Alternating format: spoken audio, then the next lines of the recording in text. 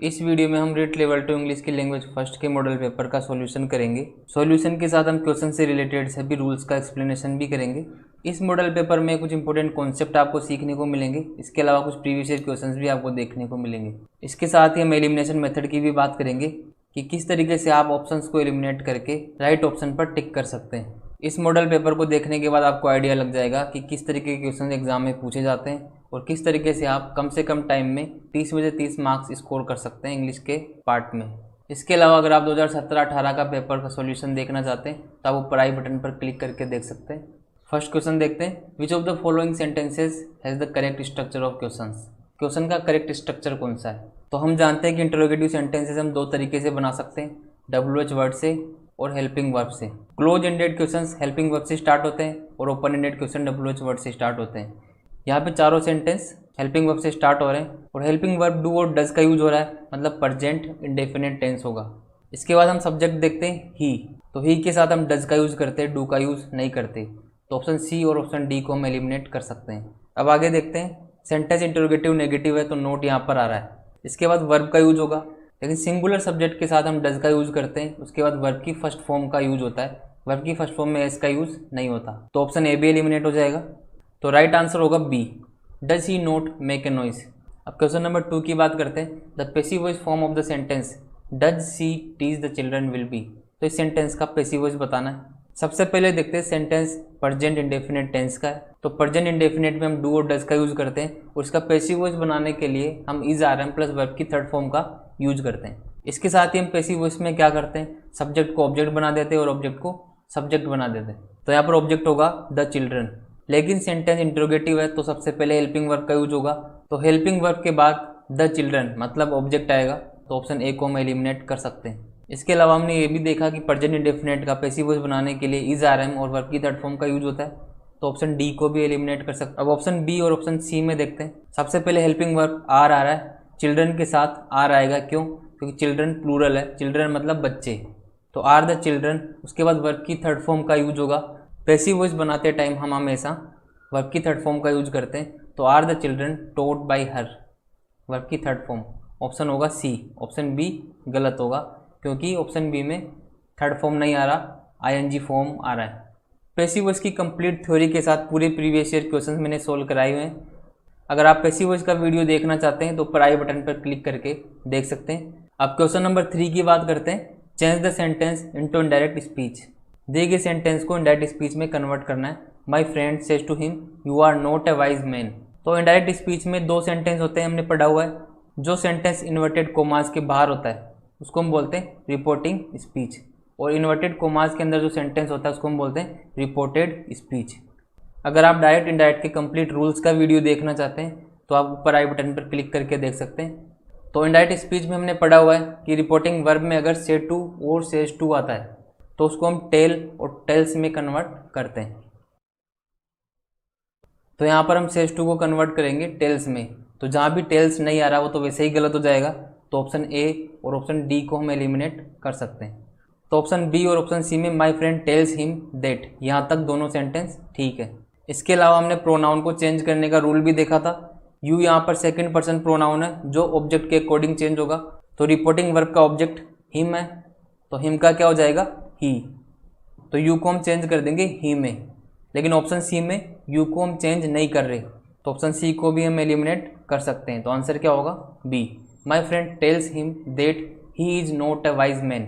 इसके अलावा हमने ये रूल भी देखा था कि अगर रिपोर्टिंग वर्ब प्रेजेंट या फ्यूचर टेंस में तो रिपोर्टेड स्पीच के टेंस में कोई चेंज नहीं होता, इसलिए हमने यहाँ पर टेंस में कोई चेंज नहीं किया। अब क्वेश्चन नंबर 4 की बात करते हैं, the passive voice form of the sentence no one will answer your question will be. Sentence का सब्जेक्ट है नो वन और ऑब्जेक्ट है योर क्वेश्चन, तो योर क्वेश्चन से सेंटेंस स्टार्ट होगा। उसके बाद हम विल का यूज करेंगे, और विल, सेल और सभी मॉडल्स का पैसिव वॉइस बनाने के लिए हम क्या करते हैं, विल के बाद बी लगाकर वर्ब की थर्ड फॉर्म का यूज करते हैं।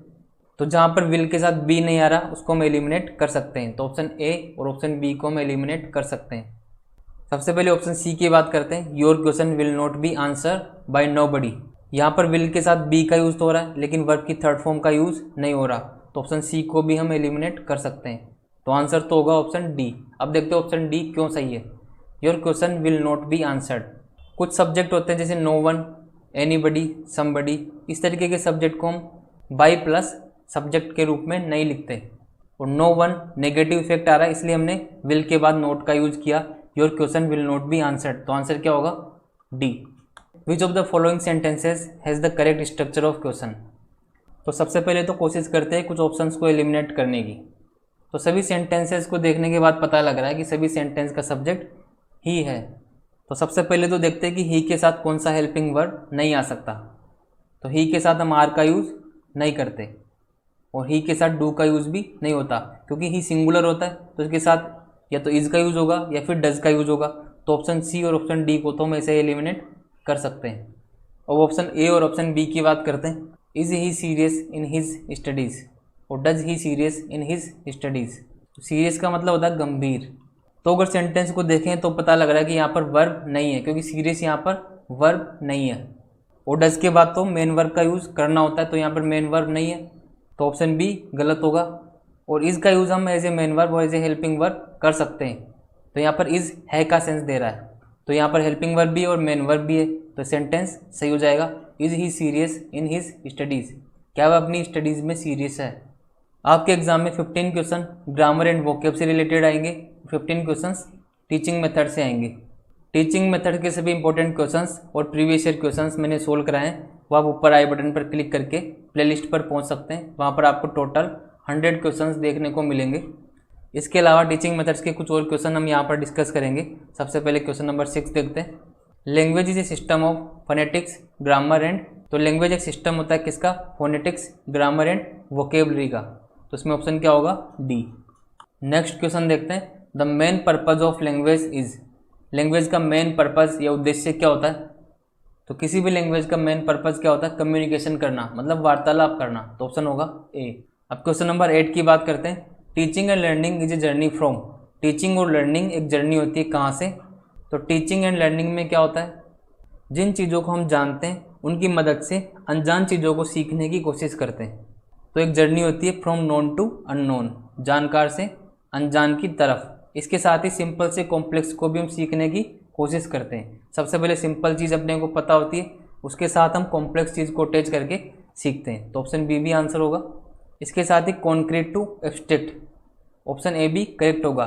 कॉन्क्रीट मतलब मूर्त, मतलब ऐसी चीज़ें जिनको हम देखकर और छूकर महसूस कर सकते हैं, और एब्स्ट्रैक्ट मतलब अमूर्त, जिनको हम देख नहीं सकते और छू नहीं सकते। तो हम क्या करते हैं? किसी मूर्त चीज़ का या कॉन्क्रीट चीज़ का सहारा लेकर किसी लर्नर को अमूर्त चीज़ या फिर कोई कॉन्सेप्ट सिखाते हैं। तो आंसर क्या होगा? All of the above. अब क्वेश्चन नंबर 9 देखते हैं। लिसनिंग टू जज और इवेल्युएट इज कॉल्ड, जज करने के लिए या फिर इवेल्युएट या मूल्यांकन करने के लिए सुनने को हम क्या बोलते हैं? तो इसको हम बोलते हैं क्रिटिकल लिसनिंग। तो आंसर क्या होगा? ए। क्वेश्चन नंबर 10 की बात करते हैं। The main objective of using visual aids in the classroom is, classroom में विजुअल एड्स को यूज करने का मेन ऑब्जेक्टिव या उद्देश्य क्या होता है? तो विजुअल एड क्या होते हैं? ऐसी सहायक सामग्री जिनको देखकर कोई चीज़ सीखी जाती है। अब इस तरीके के क्वेश्चन को सोल्व करने के लिए आप सभी ऑप्शंस को देख सकते हैं और एलिमिनेशन मेथड का सहारा ले सकते हैं। तो सबसे पहले ऑप्शन ए की बात करते हैं। To provide entertainment to the students, students का मनोरंजन करना। तो विजुअल एड्स को यूज करने का ये तो ऑब्जेक्टिव नहीं होता। क्लासरूम में सीखने के लिए जाते हैं, ना कि एंटरटेनमेंट करने के लिए, तो ऑप्शन ए गलत होगा। To provide relief to the teacher, teacher को राहत या फिर रिलीफ प्रदान करना, तो ऑप्शन बी भी गलत होगा, क्योंकि विजुअल एड्स सिखाने के लिए ना कि राहत प्रदान करने के लिए, वो भी टीचर को, तो ऑप्शन बी तो गलत होगा। ऑप्शन सी देखते हैं। To attract the attention of the students, students का ध्यान अपनी ओर आकर्षित करने के लिए, तो ऑप्शन सी सही होगा, कि विजुअल एड का यूज करके हम स्टूडेंट्स का ध्यान अपनी ओर आकर्षित कर सकते हैं, जिससे हम उनको कोई भी कॉन्सेप्ट या कोई भी नई चीज़ आसानी से सिखा सकते हैं। अब क्वेश्चन नंबर 11 देखते हैं। According to the language teaching experts the early education of a child should be in, language teaching experts के अनुसार किसी बच्चे की शुरुआती शिक्षा कौन सी लैंग्वेज में होनी चाहिए? तो लैंग्वेज टीचिंग एक्सपर्ट्स के according early education first language में होनी चाहिए, तो आंसर क्या होगा? A. Summarising, note making and reporting are associated with playing skill, summarising मतलब संक्षिप्त करना, नोट्स बनाना और रिपोर्ट तैयार करना, ये कौन सी स्किल से संबंधित है? तो इन सभी में क्या होता है? लिखने का काम होता है, तो ये सारे लैंग्वेज की राइटिंग स्किल से संबंधित होंगे, तो आंसर क्या होगा? B. Holistic evaluation of a learner is done by, किसी लर्नर का होलिस्टिक इवोल्यूशन किसके द्वारा होता है? होलिस्टिक इवोल्यूशन मतलब कंप्लीट मूल्यांकन। तो होलिस्टिक इवोल्यूशन के लिए यूज होता है कंटिन्यूस एंड कॉम्प्रिहेंसिव इवोल्यूशन का, option C. Continuous and comprehensive evolution में कंटिन्यू इवोल्यूशन चलता रहता है किसी लर्नर का, और कॉम्प्रिहेंसिव इवोल्यूशन होता है जिसमें करिकुलर एक्टिविटीज़ और को करिकुलर एक्टिविटीज़ दोनों में ध्यान दिया जाता है। कॉन्टिन्यूस एंड कॉम्प्रिहेंसिव इवोल्यूशन को हम बोलते हैं सतत एवं व्यापक मूल्यांकन। Krashen and Terrell are associated with. Krashen and Terrell किससे संबंधित है? तो डायरेक्ट फैक्चुअल क्वेश्चन आपको ध्यान रखना है। Krashen and Terrell natural approach से संबंधित है। What is a task based language learning? Task based language learning क्या होती है? तो टास्क बेस्ड लर्निंग में क्या होता है? कोई एक्टिविटी कराकर हम किसी लर्नर को कोई चीज़ सिखाते हैं। तो ऑप्शंस देखते हैं। A piece of work which enables learner to do an activity.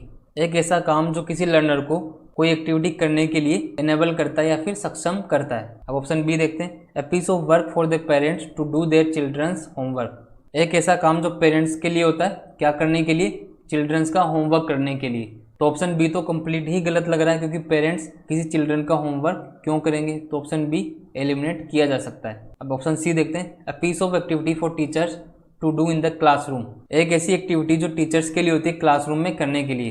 तो टास्क बेस्ड लर्निंग सिखाने के लिए होती है, तो टीचर्स तो सिखाते हैं, तो टीचर के लिए एक्टिविटी नहीं होती। तो ऑप्शन सी को भी एलिमिनेट किया जा सकता है। अब ऑप्शन डी देखते हैं। A piece of work which expose learner to language. एक ऐसा काम जो किसी लर्नर को किसी लैंग्वेज के साथ एक्सपोज करता है या फिर उससे परिचय करवाता है। तो ऑप्शन डी भी नहीं होगा, क्योंकि टास्क बेस्ड लर्निंग में क्या होता है? A piece of work which enables learner to do an activity. अब क्वेश्चन नंबर 16 देखते हैं। When learners are told to improve their spelling and punctuation they will.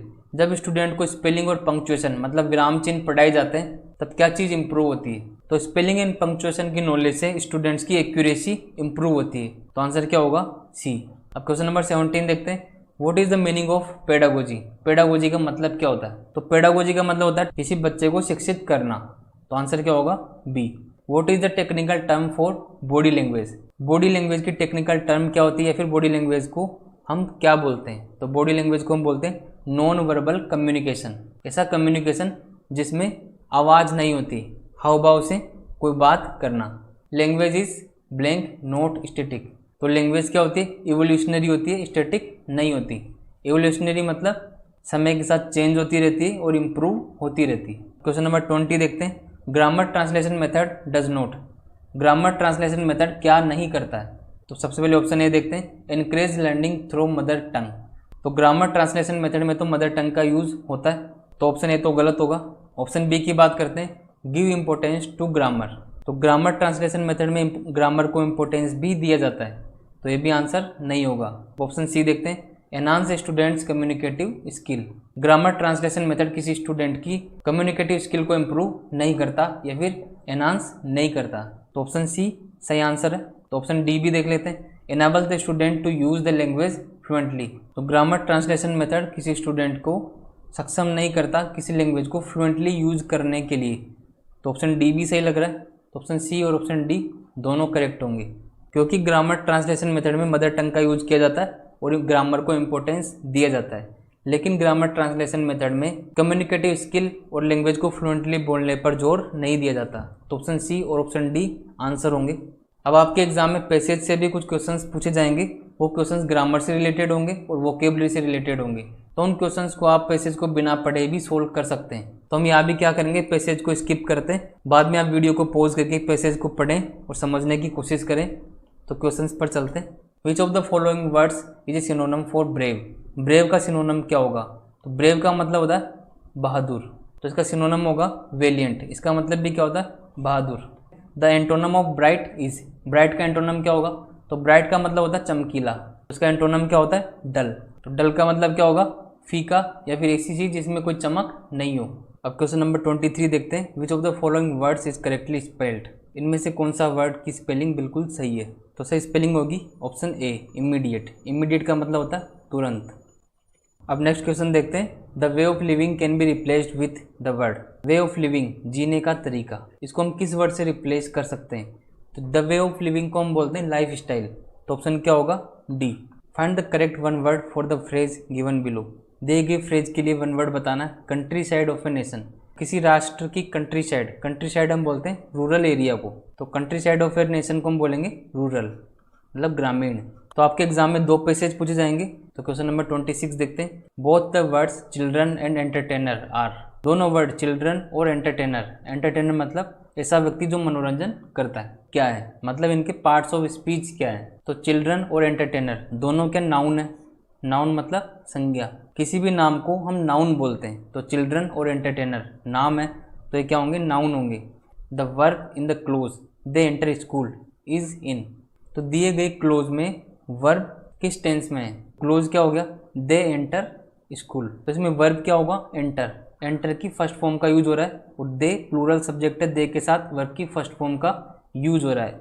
तो यहाँ से हम बता सकते हैं कि टेंस कौन सा होगा, सिंपल प्रेजेंट टेंस या फिर present indefinite tense. Which of the following has the 3 degrees of the adjective in their correct form, इनमें से 3 डिग्रीज की कौन सी फॉर्म सही है।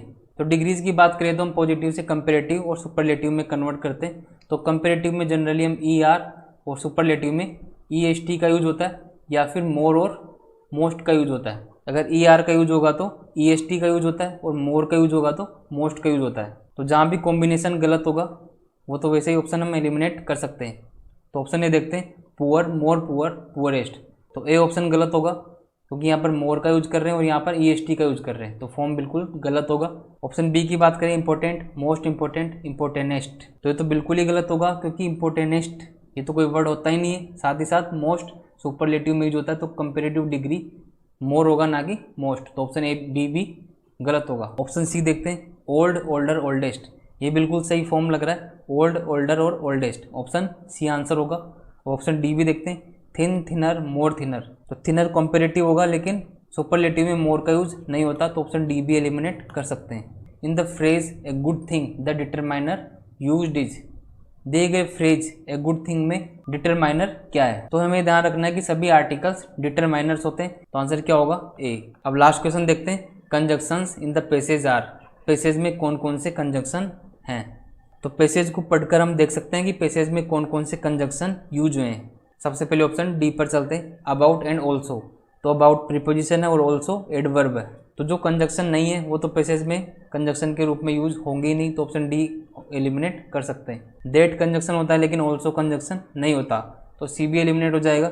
इसके अलावा अबाउट कंजक्शन नहीं होता, तो बी भी गलत होगा। तो कंजक्शन क्या होंगे, दैट और एंड।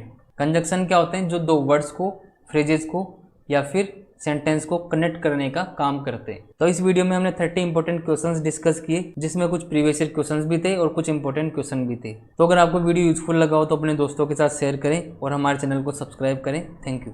इस वीडियो में हम इंग्लिश लैंग्वेज फर्स्ट के मॉडल पेपर नंबर 2 का सोल्यूशन करेंगे, जो रीड लेवल 1 और लेवल 2 दोनों के लिए इंपॉर्टेंट है। क्वेश्चंस के सोल्यूशन के साथ साथ हम उस टॉपिक से रिलेटेड सभी कॉन्सेप्ट्स की एक्सप्लेनेशन भी करेंगे। इस मॉडल पेपर में आपको कुछ प्रीवियस ईयर क्वेश्चंस मिलेंगे और कुछ ऐसे क्वेश्चंस मिलेंगे जिससे आपको नए कॉन्सेप्ट सीखने में हेल्प होगी।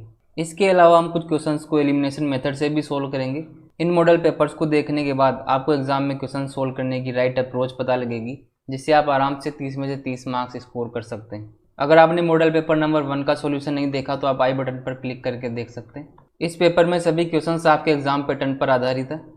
तो क्वेश्चन नंबर 1 देखते हैं, which of the following sentences has the correct structure of question. इस क्वेश्चन में आपको इंटरोगेटिव सेंटेंस का राइट स्ट्रक्चर पता करना है। फ्रेमिंग क्वेश्चन से आपके एग्जाम में 1 या 2 क्वेश्चन पूछे जाएंगे। अगर आप फ्रेमिंग क्वेश्चंस का चैप्टर डिटेल से पढ़ना चाहते हैं तो आप आई बटन पर क्लिक करके देख सकते हैं। तो फ्रेमिंग क्वेश्चंस के चैप्टर में हमने देखा था कि कोई भी क्वेश्चन या तो WH वर्ड से स्टार्ट होगा या हेल्पिंग वर्ब से स्टार्ट होगा। यहाँ चारों ऑप्शंस में सेंटेंस WH वर्ड से स्टार्ट हो रहा है। WH वर्ड के बाद हम टेंस और सब्जेक्ट के अकॉर्डिंग हेल्पिंग वर्ब का यूज करते हैं। तो अब हम देखते हैं सेंटेंस का सब्जेक्ट क्या है। चारों ऑप्शंस में वी सब्जेक्ट दिया हुआ है और सेंटेंस का टेंस प्रेजेंट इंडेफिनिट है, और प्रेजेंट इंडेफिनिट टेंस में आई, वी, यू, दे और सभी प्लूरल सब्जेक्ट के साथ हम डू का यूज करते हैं। तो जहाँ भी वी के साथ डू का यूज नहीं हो रहा उसे ऑप्शन को हम एलिमिनेट कर सकते हैं। तो ऑप्शन ए गलत होगा और ऑप्शन डी भी गलत होगा क्योंकि दोनों में डज का यूज हो रहा है।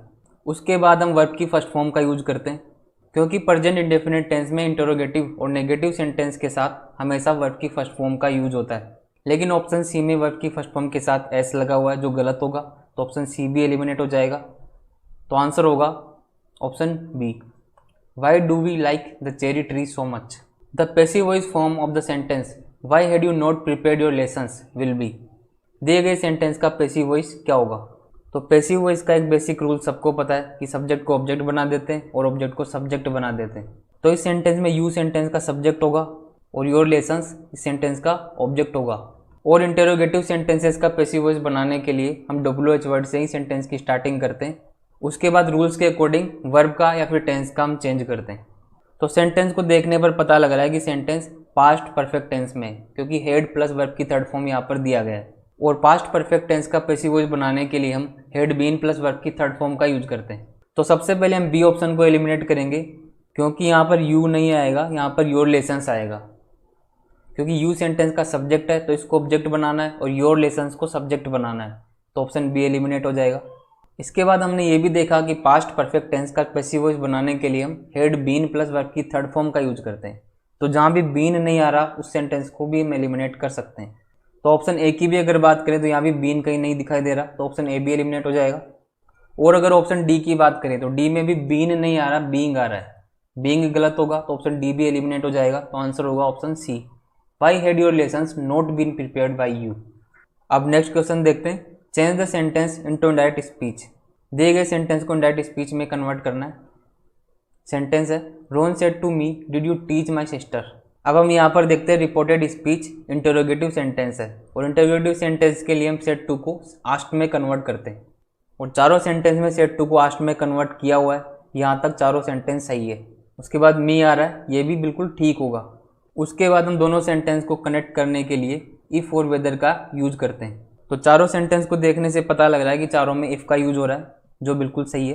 किसी भी इंटरोगेटिव सेंटेंस को इनडायरेक्ट स्पीच में कन्वर्ट करने के लिए हम उसकी इंटरोगेटिव फॉर्म हटा देते हैं, जिससे क्या होता है सब्जेक्ट हेल्पिंग वर्ब के पहले आता है। तो इन चारों ऑप्शंस में जहाँ भी सब्जेक्ट हेल्पिंग वर्ब के बाद आ रहा है उसको हम एलिमिनेट कर सकते हैं। तो ऑप्शन ए और ऑप्शन सी को हम एलिमिनेट कर सकते हैं। इसके बाद रिपोर्टिंग वर्ब के अकॉर्डिंग सेंटेंस के रिपोर्टेड स्पीच में टेंस में कुछ चेंजेस होते हैं। तो रिपोर्टेड स्पीच का टेंस यहाँ पर पास्ट इंडेफिनिट टेंस है और पास्ट इंडेफिनिट टेंस को हम पास्ट परफेक्ट टेंस में कन्वर्ट करते हैं और पास्ट परफेक्ट टेंस में हेड का यूज होता है, ना कि हेड बीन का। तो ऑप्शन डी को भी हम एलिमिनेट करेंगे। तो आंसर हो जाएगा option B, Rohan asked me if I had taught his sister. किसी भी डायरेक्ट स्पीच को इनडायरेक्ट स्पीच में कन्वर्ट करने के लिए हम प्रोनाउंस में भी कुछ चेंज करते हैं। अगर आप डायरेक्ट इनडायरेक्ट का कंप्लीट वीडियो देखना चाहते हैं तो आप ऊपर आई बटन पर क्लिक करके देख सकते हैं। The passive voice form of the sentence they will demolish the entire block will be. दिए गए सेंटेंस का पैसिव वॉइस फॉर्म क्या होगा? तो पैसिव वॉइस का सबसे बेसिक रूल होता है सब्जेक्ट को ऑब्जेक्ट और ऑब्जेक्ट को सब्जेक्ट बनाना। तो सेंटेंस की स्टार्टिंग द एंटायर ब्लॉक से होगी। तो जहाँ भी स्टार्टिंग द एंटायर ब्लॉक से नहीं हो रही उसको हम एलिमिनेट कर सकते हैं। तो ऑप्शन ए एलिमिनेट हो जाएगा। और मॉडल्स का पैसिव वॉइस बनाने के लिए हम modal plus be plus verb की थर्ड फॉर्म का यूज करते हैं। तो सेंटेंस में विल के साथ बी का यूज होगा और वर्ब की थर्ड फॉर्म का यूज होगा। तो विल के साथ जहाँ भी बी का यूज नहीं हो रहा उस सेंटेंस को हम एलिमिनेट कर सकते हैं। तो ऑप्शन सी भी एलिमिनेट हो जाएगा। उसके बाद will plus be plus verb की थर्ड फॉर्म का यूज होता है, लेकिन ऑप्शन बी में डिमोलिश वर्ब की फर्स्ट फॉर्म का ही यूज हो रहा है। तो ऑप्शन बी भी एलिमिनेट होगा। तो आंसर होगा option D, the entire block will be demolished. अब ऑप्शन डी में बाई प्लस देम नहीं लिखा हुआ, लेकिन इसको देखकर आपको कंफ्यूज नहीं होना। बाई प्लस सब्जेक्ट लिखना हर बार जरूरी नहीं होता। कुछ सब्जेक्ट्स को बाई प्लस सब्जेक्ट की फॉर्म में लिखने को हम इग्नोर कर सकते हैं, जैसे नोबडी, समबडी, समवन। इसके अलावा अस और देम, इनको भी हम इग्नोर कर सकते हैं। तो पैसिव वॉइस में आपको मेन फोकस करना है सेंटेंस के वर्ब के ऊपर। अब नेक्स्ट क्वेश्चन देखते हैं। Which of the following sentences has the correct structure of question. Question का करेक्ट स्ट्रक्चर बताना है। अब चारों ऑप्शंस को देखने पे पता लग रहा है कि चारों सेंटेंस पास्ट इंडेफिनिट टेंस में है, क्योंकि डिड का यूज हो रहा है। और हम ये भी जानते हैं कि पास्ट इंडेफिनिट टेंस में अगर इंटरोगेटिव सेंटेंस होगा तो उसमें डिड का यूज होता है, लेकिन उसके बाद वर्ब की फर्स्ट फॉर्म का हम यूज करते हैं। तो जहाँ भी डिड के साथ वर्ब की सेकंड फॉर्म का यूज हो रहा है उस ऑप्शन को हम एलिमिनेट कर सकते हैं। तो ऑप्शन ए में वर्ब की सेकंड फॉर्म का यूज हो रहा है, तो ऑप्शन ए एलिमिनेट हो जाएगा। उसके अलावा ऑप्शन सी भी एलिमिनेट किया जा सकता है, क्योंकि यहाँ पर भी डिड के बाद वर्ब की सेकंड फॉर्म का यूज हो रहा है। अब बात करते हैं ऑप्शन बी और ऑप्शन डी की। ऑप्शन बी और ऑप्शन डी में सब कुछ सेम है, हु और होम का डिफरेंस है। तो अगर सेंटेंस को देखते हैं तो पता लगता है सेंटेंस का सब्जेक्ट यू है, और WH वर्ड में हु का आंसर सेंटेंस का सब्जेक्ट होता है। जब सेंटेंस में ऑलरेडी सब्जेक्ट दिया हुआ है तो हु का यूज नहीं होगा, हम होम का यूज करेंगे। तो ऑप्शन बी एलिमिनेट होगा। आंसर होगा option D, whom did you see yesterday. Sentence का मतलब निकलेगा तुमने कल किसको देखा। Choose the correct phonetic symbol for the sound at the beginning of the word this. This के बिगिनिंग में कौन सा साउंड आ रहा है उसका फोनेटिक सिंबल बताना है। तो दिस की अगर बात करें तो इसका प्रोनाउंसिएशन होता है दिस। तो दिस का स्टार्टिंग साउंड द का आ रहा है और द को रिप्रेजेंट करने के लिए हम ऑप्शन डी इस सिंबल का यूज करते हैं। The correct transcription of the word thanks is. Thanks का ट्रांसक्रिप्शन क्या होगा? तो थैंक्स का प्रोनाउंसिएशन होता है थैंक्स। सबसे पहले थ का साउंड आ रहा है और थ को रिप्रेजेंट करने के लिए हम थीटा का यूज करते हैं। तो ऑप्शन ए और ऑप्शन बी को हम एलिमिनेट कर सकते हैं। उसके बाद आई का साउंड आ रहा है और आई के साउंड को रिप्रेजेंट करने के लिए हम इस सिंबल का यूज करते हैं। इसके बाद एंग का साउंड आ रहा है और उसके लिए हम इस सिंबल का यूज करते हैं। और ऑप्शन सी और ऑप्शन डी को देखने पर पता लग रहा है कि एंग का साउंड ऑप्शन डी में आ रहा है। तो ऑप्शन डी सही होगा क्योंकि ऑप्शन सी में एन सिर्फ न को रिप्रेजेंट करता है। अब एट क्वेश्चन देखते हैं। Reading stories and novels is blank reading. Stories और नॉवेल्स को पढ़ना कौन सी रीडिंग होती है? तो यहाँ हम बात करेंगे इंटेंसिव रीडिंग और एक्सटेंसिव रीडिंग की। तो किसी टेक्स्ट को अगर हम इन्फॉर्मेशन के लिए या फिर प्लेजर के लिए पढ़ते हैं उसको हम बोलते हैं एक्सटेंसिव रीडिंग। लेकिन अगर किसी टेक्स्ट की हम डीपली स्टडी करते हैं तो उसको हम बोलते हैं इंटेंसिव रीडिंग। तो स्टोरीज और नॉवेल्स को हम मजे के लिए या फिर इन्फॉर्मेशन के लिए पढ़ते हैं तो इसका आंसर होगा option B. Dyslexia is associated mainly with difficulties in. Dyslexia इनमें से किसमें परेशानियों से संबंधित होता है? तो डिसलेक्सिया डिसऑर्डर होता है जिसकी वजह से कोई भी चाइल्ड पढ़ नहीं पाता। तो डिसलेक्सिया रीडिंग से रिलेटेड होता है। तो डिसलेक्सिया वाले बच्चों को पढ़ने में प्रॉब्लम होती है। तो ऑप्शन ए आंसर होगा। What is the role of a student in communicative language teaching. Communicative language teaching में स्टूडेंट का क्या रोल होता है? तो कम्युनिकेटिव लैंग्वेज टीचिंग में स्टूडेंट पूरी तरह से पार्टिसिपेट करता है और कम्युनिकेशन कर करके कोई लैंग्वेज वो सीखता है। सबसे पहले ऑप्शन ए की बात करते हैं। साइलेंट ऑब्जर्वर, चुपचाप देखने वाला होता है। तो स्टूडेंट का रोल कम्युनिकेटिव लैंग्वेज टीचिंग में चुपचाप देखने वाला नहीं होता। तो ऑप्शन ए तो एलिमिनेट हम कर सकते हैं। ऑप्शन बी अगर देखते हैं तो no role of student, student का कोई रोल नहीं होता। तो ऑप्शन बी भी गलत होगा क्योंकि कम्युनिकेटिव लैंग्वेज टीचिंग में स्टूडेंट का रोल होता है। अब ऑप्शन सी देखते हैं। स्पीकर एंड नेगोशिएटर, एक वक्ता और मध्यस्थ का कार्य करता है। तो ऑप्शन सी बिल्कुल सही होगा। The major objective of teaching English at primary level is. Primary level पर इंग्लिश को पढ़ाने का मेन ऑब्जेक्टिव या मुख्य उद्देश्य क्या होता है? तो ऑप्शन ए देखते हैं। Speaking English in British accent, British accent में इंग्लिश को बोलना। तो प्राइमरी लेवल पर इंग्लिश को पढ़ाने का मुख्य उद्देश्य ब्रिटिश एक्सेंट नहीं होता क्योंकि प्राइमरी लेवल पर हम सिर्फ शुरुआती शिक्षा या फिर कुछ बेसिक चीज़ें किसी स्टूडेंट को बताते हैं। तो ऑप्शन ए को हम एलिमिनेट कर सकते हैं। अब ऑप्शन बी देखते हैं। Scoring good marks in the exams, exam में अच्छे मार्क्स स्कोर करना। तो एग्जाम में आने वाले मार्क्स स्टूडेंट की लर्निंग को शो करते हैं। तो मेन फोकस लर्निंग पे होता है, मार्क्स तो उसका रिजल्ट होता है। तो ऑप्शन बी भी एलिमिनेट होगा क्योंकि सिर्फ अच्छे मार्क्स स्कोर करना किसी भी लैंग्वेज को पढ़ाने का उद्देश्य नहीं होता। तो ऑप्शन बी भी एलिमिनेट होगा। Knowing the grammar of English, English की ग्रामर को जानना। तो ग्रामर को जानना तो किसी भी लैंग्वेज को सीखने का मुख्य उद्देश्य नहीं होता क्योंकि ग्रामर हम सीखते हैं लैंग्वेज को सीखने के लिए। तो ऑप्शन सी भी एलिमिनेट होगा। ऑप्शन डी की बात करते हैं। Using English in different situations of life, life की डिफरेंट सिचुएशन में इंग्लिश को यूज करना। तो ऑप्शन डी बिल्कुल सही होगा क्योंकि किसी भी लैंग्वेज को हम इसलिए सीखते हैं कि उसको हम लाइफ में यूज कर पाएँ, डिफरेंट सिचुएशन में किसी लैंग्वेज को बोल पाएँ। तो मेन ऑब्जेक्टिव होता है किसी भी लैंग्वेज को सीखने का, वो होता है using English in different situations of life. Option D. In the primary classes it is recommended that children should be taught in their mother tongue because. ये सलाह दी जाती है कि प्राइमरी क्लासेस में बच्चों को उनकी मदर टंग या मातृभाषा में ही पढ़ाया जाना चाहिए। क्योंकि तो प्राइमरी क्लासेस में मदर टंग पे इसलिए फोकस करते हैं कि कोई भी चाइल्ड किसी भी कॉन्सेप्ट को अच्छी तरीके से समझ पाए। तो मेन फोकस होता है मदर टंग को यूज करने का, किसी भी कॉन्सेप्ट को किसी चाइल्ड को समझाना। तो इसका आंसर होगा it enables children to comprehend. ये बच्चों को कोई भी चीज़ समझने के योग्य बनाता है। तो ऑप्शन ए सही होगा। अब नेक्स्ट क्वेश्चन देखते हैं। In this era of technological advancement in education field which of the following is still an effective means of gaining knowledge by the learners. इनमें से कौन सा ऑप्शन इस टेक्नोलॉजी के युग में भी नॉलेज प्राप्त करने के लिए एक प्रभावी माध्यम है? तो बात टेक्नोलॉजी की चल रही है तो ऑप्शन ए और ऑप्शन बी को तो हम एलिमिनेट कर सकते हैं क्योंकि दोनों में तो टेक्नोलॉजी इन्वॉल्व होती है, कंप्यूटर और वीडियो एंड ऑडियो। अब हम बात करते हैं बुक्स और टीचर्स। तो टीचर्स तो नॉलेज को प्रोवाइड करने का काम करते हैं, वो माध्यम नहीं होते क्योंकि माध्यम में आते हैं सभी टीचिंग लर्निंग मटेरियल्स। तो ऑप्शन डी भी एलिमिनेट होगा। तो इस क्वेश्चन का आंसर होगा बुक्स। इस टेक्नोलॉजिकल एरा में भी बुक्स का एक इम्पोर्टेंस बना हुआ है। अब नेक्स्ट क्वेश्चन देखते हैं। Many students at primary level make mistakes in the class, the teacher now take which one of the steps.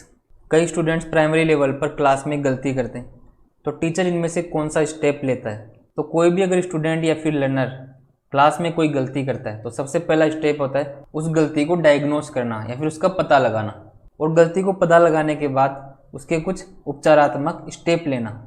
जब कोई गलती पता लगेगी उसके बाद तो उसका उपचार होगा। तो किसी भी स्टूडेंट की गलती सुधारने के लिए सबसे पहले उसका डायग्नोसिस होता है, उसके बाद रेमेडियल स्टेप्स ली जाते हैं। तो ऑप्शन डी इसका करेक्ट आंसर होगा। The right of children to free and compulsory education came into force in. Children's के लिए फ्री और कंपल्सरी एजुकेशन का कानून कौन से ईयर में आया। तो इसका आंसर होगा 2009, option C. Learners must memorise grammar rules and vocabulary and translate large amount of text into English if their teacher is using a method called. अगर लर्नर्स को कई सारे ग्रामर रूल्स और वोकेबलरी याद करनी है और बड़े बड़े टेक्स्ट को इंग्लिश में ट्रांसलेट करना है, तो इस तरीके का मेथड अगर कोई टीचर यूज कर रहा है तो वो मेथड कौन सा है ये बताना है।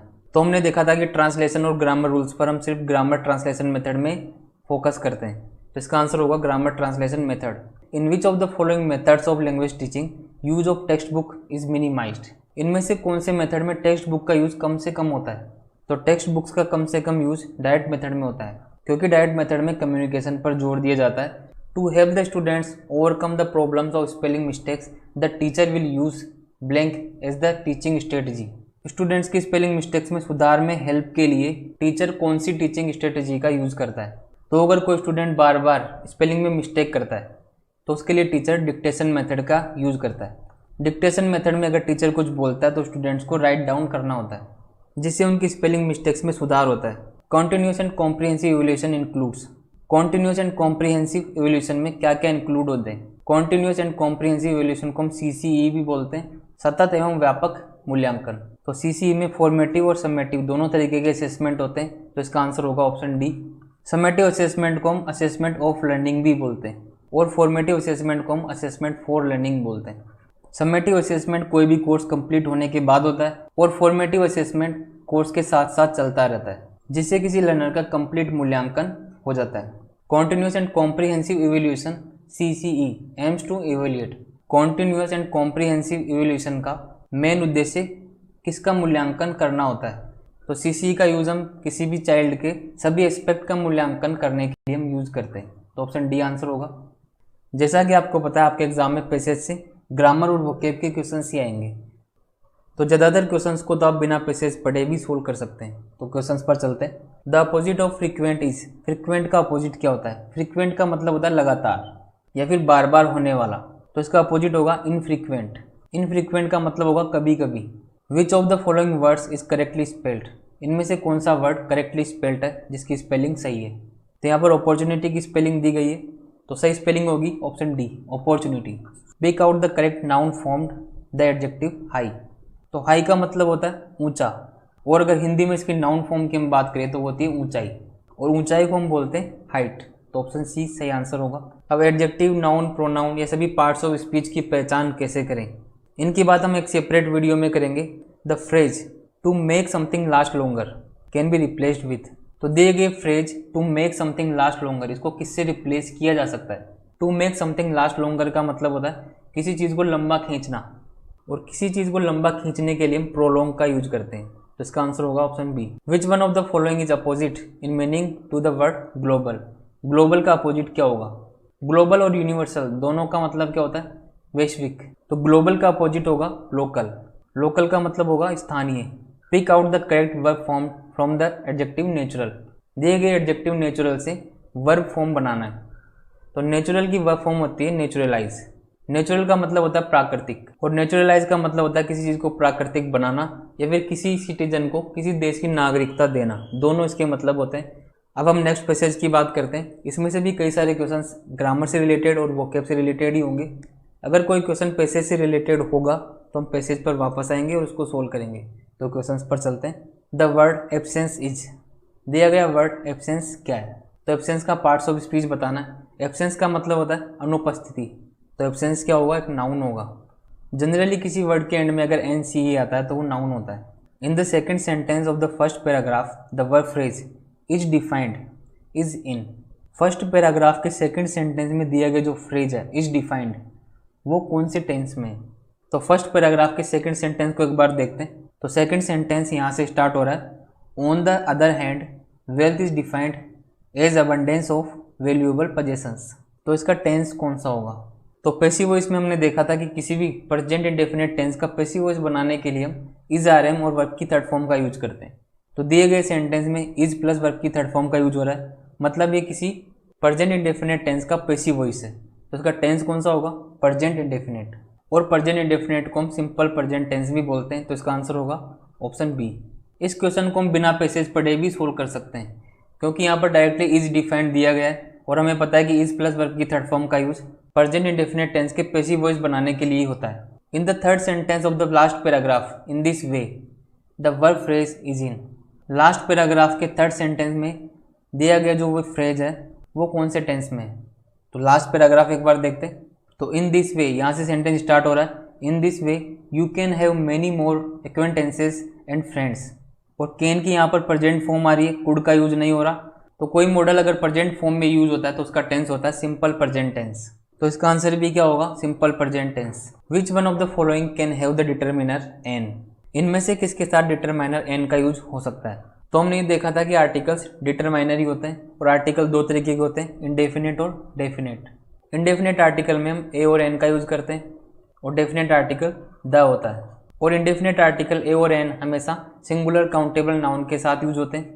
तो इन ऑप्शंस में से जो भी सिंगुलर नहीं है वो तो एलिमिनेट किया जा सकता है। तो इंजरीज की यहाँ पर प्लूरल फॉर्म है, तो ऑप्शन डी तो एलिमिनेट होगा।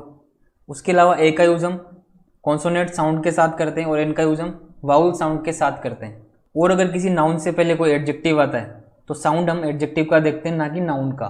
तो हेल्दी और स्ट्रॉन्ग दोनों का साउंड कॉन्सोनेंट साउंड होगा, क्योंकि हेल्दी में है का साउंड आ रहा है और स्ट्रॉन्ग में स का साउंड आ रहा है। तो ऑप्शन ए और ऑप्शन बी एलिमिनेट हो जाएगा। तो आंसर होगा option C, activity. Vowel sound है इसलिए एन का यूज होगा। अब लास्ट क्वेश्चन देखते हैं। The adjective full in its superlative degree is. Full की सुपरलेटिव फॉर्म क्या होगी। तो किसी भी एडजेक्टिव की सुपरलेटिव डिग्री बनाने के लिए हम या तो ईएसटी का यूज करते हैं या फिर एडजेक्टिव के आगे मोस्ट का हम यूज करते हैं। लेकिन कुछ के साथ तो ईएसटी का यूज होता है और कुछ के साथ मोस्ट का यूज होता है। लेकिन फुल की सुपरलेटिव फॉर्म की अगर बात करें तो वो होगी फुलेस्ट। अगर आप आपके एग्जाम से पहले इन क्वेश्चंस को देख कर जाते हैं तो आपको अच्छा स्कोर करने में मदद मिलेगी। इसके अलावा अगर आपको वीडियो यूजफुल लगा हो तो लाइक करें और अपने उन सभी फ्रेंड्स के साथ शेयर करें जो रीट की तैयारी कर रहे हैं, जिससे उनकी भी मदद हो पाए। अगर आप कुछ फीडबैक और सजेशन देना चाहते हैं कमेंट बॉक्स में ज़रूर बताएं। आप सबके कमेंट्स मेरे लिए बहुत इंपॉर्टेंट है। तो मिलते हैं नेक्स्ट वीडियो में। Thank you. REET English language first के मॉडल पेपर 3 में भी हम आपके एग्जाम के लिए इंपॉर्टेंट कुछ क्वेश्चंस का सॉल्यूशन करेंगे। इन क्वेश्चंस के साथ हम कुछ इंपॉर्टेंट कॉन्सेप्ट्स की बात करेंगे। अगर आपने मॉडल पेपर 1 और 2 का सॉल्यूशन नहीं देखा तो आप डिस्क्रिप्शन बॉक्स में दिए गए लिंक से देख सकते हैं। तो स्टार्ट करते हैं आज का paper. Which of the following sentences has the correct structure of question. इनमें से किस ऑप्शन का इंटरोगेटिव फॉर्म सही है। तो सबसे पहले हम ऑप्शंस को एलिमिनेट करने की कोशिश करते हैं। तो ऑप्शन सी देखते हैं। Does he knows. डज के साथ नोज का यूज हो रहा है जो गलत होगा, क्योंकि प्रेजेंट इंडेफिनिट के इंटरोगेटिव सेंटेंसेस में सिंगुलर सब्जेक्ट के साथ डज हेल्पिंग वर्ब का यूज होता है, लेकिन वर्ब की फर्स्ट फॉर्म आती है। तो वर्ब की फर्स्ट फॉर्म में यहाँ पर एस नहीं आएगा, सिर्फ वर्ब की फर्स्ट फॉर्म आएगी। तो ऑप्शन सी तो हम एलिमिनेट कर सकते हैं। अब हम ऑप्शन ए और ऑप्शन बी को कंपेयर करते हैं। डू यू नो, यहाँ तक दोनों सेंटेंस बिल्कुल सेम है। तो अगर हम बात करें डू यू नो के बाद अगर मैं यहाँ पर किसी का नाम लिखूँ, जैसे डू यू नो राहुल, तो दोनों सेंटेंस सही हो जाते। डू यू नो राहुल का मतलब निकलता क्या तुम राहुल को जानते हो। तो यहाँ पर दोनों सेंटेंस में राहुल की जगह पर कुछ ग्रुप ऑफ वर्ड्स लिखे हुए हैं। ए ऑप्शन की बात करें तो वेयर इज सी गोइंग, और ऑप्शन बी की बात करें तो वेयर सी इज गोइंग। तो दोनों में से कौन सा सही होगा। तो इस तरीके से नाउन की जगह पर लिखे गए ग्रुप ऑफ वर्ड्स को हम बोलते हैं नाउन क्लोज, क्योंकि ये ग्रुप ऑफ वर्ड्स एक नाउन का ही यहाँ पर काम करेंगे। और नाउन क्लोज में सब्जेक्ट के पहले हेल्पिंग वर्ब का यूज नहीं होता, सब्जेक्ट के बाद यूज होता है। तो इस तरीके से हम ऑप्शन ए और ऑप्शन डी दोनों को एलिमिनेट कर सकते हैं, क्योंकि ऑप्शन डी में भी सब्जेक्ट के पहले हेल्पिंग वर्ब का यूज हो रहा है। तो इस क्वेश्चन का आंसर होगा ऑप्शन बी। इस सेंटेंस का हिंदी में मतलब निकलेगा क्या तुम जानते हो वह कहाँ जा रही है। तो इस सेंटेंस में हम क्वेश्चन पूछ रहे हैं कि क्या तुम जानते हो वह कहाँ जा रही है, तो एक नाउन क्लोज का काम करेगा, क्योंकि ये क्वेश्चन नहीं होगा। लेकिन अगर हम सिंपल ये क्वेश्चन पूछना चाहें कि वह कहाँ जा रही है, तो ये होगा वेयर इज सी गोइंग। तो इस तरीके के क्वेश्चंस आपके एग्जाम में पूछे जा सकते हैं जिसमें नाउन क्लोज का यूज होगा। तो इस तरीके के सेंटेंस अगर सबसे पहले हेल्पिंग वर्ब या WH वर्ड से स्टार्ट हो रहे हैं, तो बाद में जो भी पार्ट होगा जिसमें WH वर्ड का यूज होगा वो क्वेश्चन का फॉर्मेट नहीं बनाएगा, उसमें हेल्पिंग वर्ब सब्जेक्ट के बाद ही आएगा। अब क्वेश्चन नंबर 2 देखते हैं। The passive voice form of the sentence shall I ever forget those happy days will be. तो सबसे पहले देखते हैं सेंटेंस का ऑब्जेक्ट क्या है, दोज हैप्पी डेज। और सेंटेंस इंट्रोगेटिव फॉर्मेट में, क्योंकि सेंटेंस की स्टार्टिंग हेल्पिंग वर्ब से हो रही है, तो पैसिव वॉइस बनाते टाइम भी हम हेल्पिंग वर्ब से ही सेंटेंस की स्टार्टिंग करेंगे और helping verb those happy days के अकॉर्डिंग आएगा। तो सेल का यूज़ तो हम आई और वी के साथ करते हैं, बाकी सभी सब्जेक्ट के साथ हम विल का यूज करते हैं। तो दोज हैप्पी डेज को सेंटेंस का सब्जेक्ट बना देंगे और दोज हैप्पी डेज के साथ विल का यूज होगा। तो जिस भी सेंटेंस में सेल का यूज हो रहा है वो तो हम एलिमिनेट कर सकते हैं। इसके साथ ही हम पैसिव वॉइस में वर्ब की थर्ड फॉर्म का यूज करते हैं, तो फॉरगेट का थर्ड फॉर्म आएगा। तो ऑप्शन ए को भी एलिमिनेट हम कर सकते हैं, क्योंकि यहाँ पर फॉरगेट फर्स्ट फॉर्म का ही यूज हो रहा है। और मॉडल्स का पैसिव वॉइस बनाने के लिए हम बी का भी यूज करते हैं। तो ऑप्शन डी बिल्कुल सही होगा। Will those happy days be ever forgotten by me. Be का यूज़ हमेशा वर्ब के साथ करना है और वर्ब के पहले एवर का यूज हो रहा है, तो इसलिए हमने एवर को वर्ब के साथ ही रखा है। अब क्वेश्चन नंबर 3 देखते हैं। Change the sentence into indirect speech. Sentence है he said how lovely the scene is. तो इस तरीके के सेंटेंस को हम बोलते हैं एक्सक्लेमेटरी सेंटेंस। तो एक्सक्लेमेटरी सेंटेंसेस को इनडायरेक्ट स्पीच में कन्वर्ट करने के लिए हम सेड को एक्सक्लेम्ड में कन्वर्ट करते हैं। तो चारों ऑप्शन ही एक्सक्लेम्ड यहाँ तक बिल्कुल सही है। उसके बाद डेट का यूज होता है, और अगर हाउ से एक्सक्लेमेटरी सेंटेंस स्टार्ट हो तो हम हाउ को हटा देते हैं। तो ऑप्शन बी तो हम एलिमिनेट कर सकते हैं। उसके बाद हम सब्जेक्ट का यूज करते हैं द सीन। तो बचे हुए तीनों ऑप्शंस में द सीन भी सेम है। उसके बाद हम रिपोर्टिंग वर्ब का टेंस देखते हैं। तो रिपोर्टिंग वर्ब का टेंस पास्ट टेंस है, तो रिपोर्टेड स्पीच का टेंस भी चेंज होगा, तो इसको हम वॉज में कन्वर्ट करेंगे। तो ऑप्शन ए को भी हम एलिमिनेट कर सकते हैं, क्योंकि यहाँ पर इज का यूज हो रहा है। उसके बाद हम हाउ के लिए वेरी का यूज करते हैं। तो he exclaim that the scene was very lovely. ये सेंटेंस बिल्कुल सही होगा, क्योंकि ऑप्शन डी में बीइंग का यूज हो रहा है। यहाँ पर वर्ब की कोई कंटिन्यूस फॉर्म नहीं है, इसलिए बीइंग का यूज नहीं होगा, तो ऑप्शन डी भी एलिमिनेट होगा। तो फोर्थ क्वेश्चन देखते हैं। The passive voice form of the sentence what amused you will be. तो अम्यूज का मतलब होता है मनोरंजन करना या आनंदित करना। तुम्हें किसने आनंदित किया। तो जो भी इस क्वेश्चन का आंसर होगा वो सेंटेंस का सब्जेक्ट होगा। और इस तरीके के सेंटेंस का पैसिव वॉइस बनाने के लिए बाई वॉट से सेंटेंस की स्टार्टिंग करते हैं। इसके बाद यहाँ पर अम्यूज का सेकंड फॉर्म दिया हुआ है। तो सेकंड फॉर्म मतलब पास्ट इंडेफिनेट टेंस, और पास्ट इंडेफिनेट टेंस का पैसिव वॉइस बनाने के लिए हम वॉज वर्ब प्लस वर्ब की थर्ड फॉर्म का यूज करते हैं। तो जहाँ भी वॉज वर्ब का यूज नहीं हो रहा उसको ऑप्शन को हम एलिमिनेट कर सकते हैं। तो ऑप्शन ए, ऑप्शन बी और ऑप्शन डी एलिमिनेट हो जाएगा। तो आंसर होगा ऑप्शन सी। अब नेक्स्ट क्वेश्चन देखते हैं। Which of the following sentences has the correct structure of question. तो यहाँ पर हम हु और होम की बात करते हैं। हु से पूछे गए क्वेश्चन का आंसर सेंटेंस का सब्जेक्ट होता है, और होम से पूछे गए क्वेश्चन का आंसर सेंटेंस का ऑब्जेक्ट होता है। तो ऐसे सेंटेंस जो हु से स्टार्ट होते हैं और जिनका आंसर सेंटेंस का सब्जेक्ट होता है, उनके लिए हम हु के बाद डायरेक्ट वर्ब का यूज करते हैं। हेल्पिंग वर्ब प्लस वर्ब का यूज नहीं होता। तो ऑप्शन ए को हम एलिमिनेट कर सकते हैं। और अगर ऑप्शन सी की बात करें तो ये होम से स्टार्ट हो रहा है। Home kill the snake. तो स्नेक तो सेंटेंस का ऑब्जेक्ट होगा, और होम से पूछा गया क्वेश्चन भी ऑब्जेक्ट का आंसर करता है, तो यहाँ पर होम नहीं आएगा, हु आ सकता है। तो ऑप्शन सी भी एलिमिनेट होगा। तो आंसर तो होगा option B, who kill the snake. इसका मतलब निकलेगा सांप को किसने मारा। अब ऑप्शन डी भी देखते हैं। Home did the snake killed. अब इस सेंटेंस में स्नेक सेंटेंस का सब्जेक्ट है और होम यहाँ पर ऑब्जेक्ट को आंसर करेगा।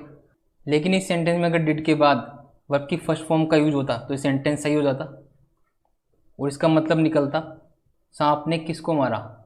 तो इस तरीके से हु और होम से हम सेंटेंस के इंटरोगेटिव फॉर्म बनाते हैं। हु का आंसर सब्जेक्ट होता है और होम का आंसर ऑब्जेक्ट होता है। Pick out the word in which the letters C H have a different sound. तो इन सभी ऑप्शन में सी एच का डिफरेंट साउंड किस ऑप्शन में है। तो ऑप्शन ए की बात करते हैं। इसको हम बोलते हैं चेस्ट, इसको हम बोलते हैं चैम्पियन, इसको हम बोलते हैं कैरेक्टर, और ये होता है चैप्टर। तो ऑप्शन ए, बी और डी में सी एच से चे का साउंड आ रहा है, लेकिन ऑप्शन सी में सी एच से कै का साउंड आ रहा है, कैरेक्टर। तो डिफरेंट साउंड होगा option C. The correct transcription of the word teacher is. तो टीचर का करेक्ट फोनेटिक ट्रांसक्रिप्शन क्या होगा। तो टीचर का प्रोनाउंसिएशन होता है टीचर। यहाँ पर रे साइलेंट रहता है, तो इसमें रे का साउंड नहीं आएगा। और रे के लिए हम आर सिंबल का यूज करते हैं। तो जिस भी ऑप्शन में आर का यूज हो रहा है उसको तो हम एलिमिनेट कर सकते हैं। तो ऑप्शन ए और ऑप्शन डी हम एलिमिनेट कर देंगे। इसके बाद हम देखते हैं टीचर में स्टार्टिंग साउंड टे का आ रहा है, और टे के लिए हम टी का यूज करते हैं। थीटा का यूज तो हम थे के लिए करते हैं। तो ऑप्शन सी भी एलिमिनेट होगा। तो इसका आंसर तो होगा ऑप्शन बी। अब नेक्स्ट क्वेश्चन देखते हैं। The principle of selection is based on the assumption that. Principle of selection किस अजम्पशन पर बेस्ड होता है? अजम्पशन होता है कल्पना। तो प्रिंसिपल ऑफ सिलेक्शन में हम स्टूडेंट के लेवल के अकॉर्डिंग स्टडी मटेरियल को सिलेक्ट करते हैं। तो प्रिंसिपल ऑफ सिलेक्शन इस अजम्पशन पर बेस्ड होता है कि हम दिए गए टाइम और लिमिट्स के अंदर पूरी लैंग्वेज किसी स्टूडेंट को नहीं पढ़ा सकते, तो इसलिए टीचिंग मटेरियल्स और टॉपिक्स का सिलेक्शन बहुत सावधानी से करना होता है। तो इसका अजम्पशन होता है it is not possible to teach the whole language within the prescribed time period and the other constraints. Answer होगा option B. Bilingual method supports. Bilingual method किसको सपोर्ट करता है? तो बाइलिंगुअल मेथड में teacher mother tongue का use करता है, तो बाइलिंगुअल मेथड टीचिंग में यूज ऑफ मदर टंग को सपोर्ट करता है। तो आंसर होगा इसका option D. The method of teaching in which the teacher tries to establish a link between the foreign language word and the object without the interference of the learners mother tongue is called. ऐसा कौन सा teaching method है जिसके अंदर teacher एक link establish करता है किसी फॉरेन लैंग्वेज वर्ड और दिए गए ऑब्जेक्ट के अंदर बिना मदर टंग का यूज किए हुए? तो इसका आंसर होगा ऑप्शन ए, डायरेक्ट मेथड, क्योंकि डायरेक्ट मेथड में मदर टंग का यूज नहीं होता और जो भी चीज़ समझानी होती है स्टूडेंट को टारगेट लैंग्वेज में ही समझाई जाती है। अब नेक्स्ट क्वेश्चन देखते हैं। Journey from example to generalisation is. तो ऐसी कौन सी अप्रोच है जिसमें पहले एग्जाम्पल बताया जाता है उसके बाद जनरलाइजेशन या कोई फॉर्मूला बताया जाता है? तो इस अप्रोच को हम बोलते हैं इंडक्टिव अप्रोच। जैसे अगर किसी स्टूडेंट को नाउन पढ़ाना हो तो सबसे पहले नाउन्स के एग्जाम्पल बताएंगे, जैसे राम, स्कूल, इस तरीके से। उसके बाद हम बताते हैं कि किसी भी नाम को हम नाउन कहते हैं। A test of listening comprehension is a test of. Listening comprehension किसका टेस्ट होता है? तो लैंग्वेज की 4 स्किल होती है, हमने देखा LSRW, लिसनिंग, स्पीकिंग, रीडिंग और राइटिंग। तो लिसनिंग कॉम्प्रिहेंशन में हम रिसेप्टिव स्किल्स का टेस्ट करते हैं, तो इसका आंसर होगा ऑप्शन ए। हियरिंग स्किल में तो सिंपल सुनने की शक्ति का हम पता लगाते हैं, जो एक मेडिकल कंडीशन है। इसका आंसर होगा option A, receptive skill. Holistic evaluation of the learner is done bye. Student का होलिस्टिक इवेल्यूशन किया जाता है, तो होलिस्टिक इवेल्यूशन या कंप्लीट मूल्यांकन के लिए हम यूज करते हैं CCE, continuous and comprehensive evaluation, सतत एवं व्यापक मूल्यांकन। आंसर होगा option A. The most important feature of an effective language classroom is opportunity for learners to. तो इफेक्टिव लैंग्वेज क्लासरूम का मेन फीचर या इंपॉर्टेंट फीचर क्या होता है? तो लैंग्वेज क्लासरूम की मेन प्रायोरिटी या फिर मेन इंपॉर्टेंट फीचर होता है स्टूडेंट इंटरेक्ट करना सीख पाए। इंटरेक्ट मतलब एक दूसरे से वार्तालाप करना, एक दूसरे से चर्चा करना। तो इफेक्टिव लैंग्वेज क्लासरूम का इंपॉर्टेंट फीचर होता है to interact. The right to education act 2009 specifies that if the number of children admitted for first class to 5th class is about 200 then the pupil teacher ratio required is. अगर first class से 5th class तक एक class में अगर 200 से ज़्यादा student हैं तो राइट टू एजुकेशन एक्ट के अकॉर्डिंग एक क्लास में स्टूडेंट और टीचर का रेशियो क्या होना चाहिए? तो स्टूडेंट और टीचर का अनुपात बताना है। पपिल का मतलब भी स्टूडेंट ही होता है, तो इसका आंसर होगा ऑप्शन बी, 40:1। 40 स्टूडेंट्स पर एक टीचर का रेशियो होना चाहिए, तो एक क्लासरूम में 40 स्टूडेंट से ज़्यादा नहीं हो सकते। In which method sandwich technique is used. कौन से मेथड में सैंडविच टेक्निक का यूज किया जाता है? तो सैंडविच टेक्निक का यूज हम बाइलिंगुअल मेथड में करते हैं। आंसर होगा ऑप्शन डी, क्योंकि बाइलिंगुअल मेथड में सबसे पहले टीचर टारगेट लैंग्वेज का यूज करता है, उसके बाद मदर टंग का यूज करता है, उसके बाद स्टूडेंट्स टारगेट लैंग्वेज का यूज करते हैं। तो इसमें एक सैंडविच फॉर्मेशन होता है, टारगेट लैंग्वेज, मदर टंग और टारगेट लैंग्वेज, इसलिए हम इसको बोलते हैं sandwich approach. In direct method grammar is taught. Direct method में ग्रामर किस अप्रोच से पढ़ाई जाती है? डायरेक्ट मेथड में हम इंडक्टिव अप्रोच का यूज करते हैं, तो डायरेक्ट मेथड में ग्रामर इंडक्टिवली पढ़ाई जाती है। इसमें सबसे पहले एग्जाम्पल की बात करते हैं, उसके बाद जनरल फॉर्मूला की हम बात करते हैं। In the process of teaching language a teacher should teach. किसी लैंग्वेज को पढ़ाने की प्रोसेस में टीचर को पढ़ाना चाहिए, तो ऑप्शंस देखते हैं। In isolation.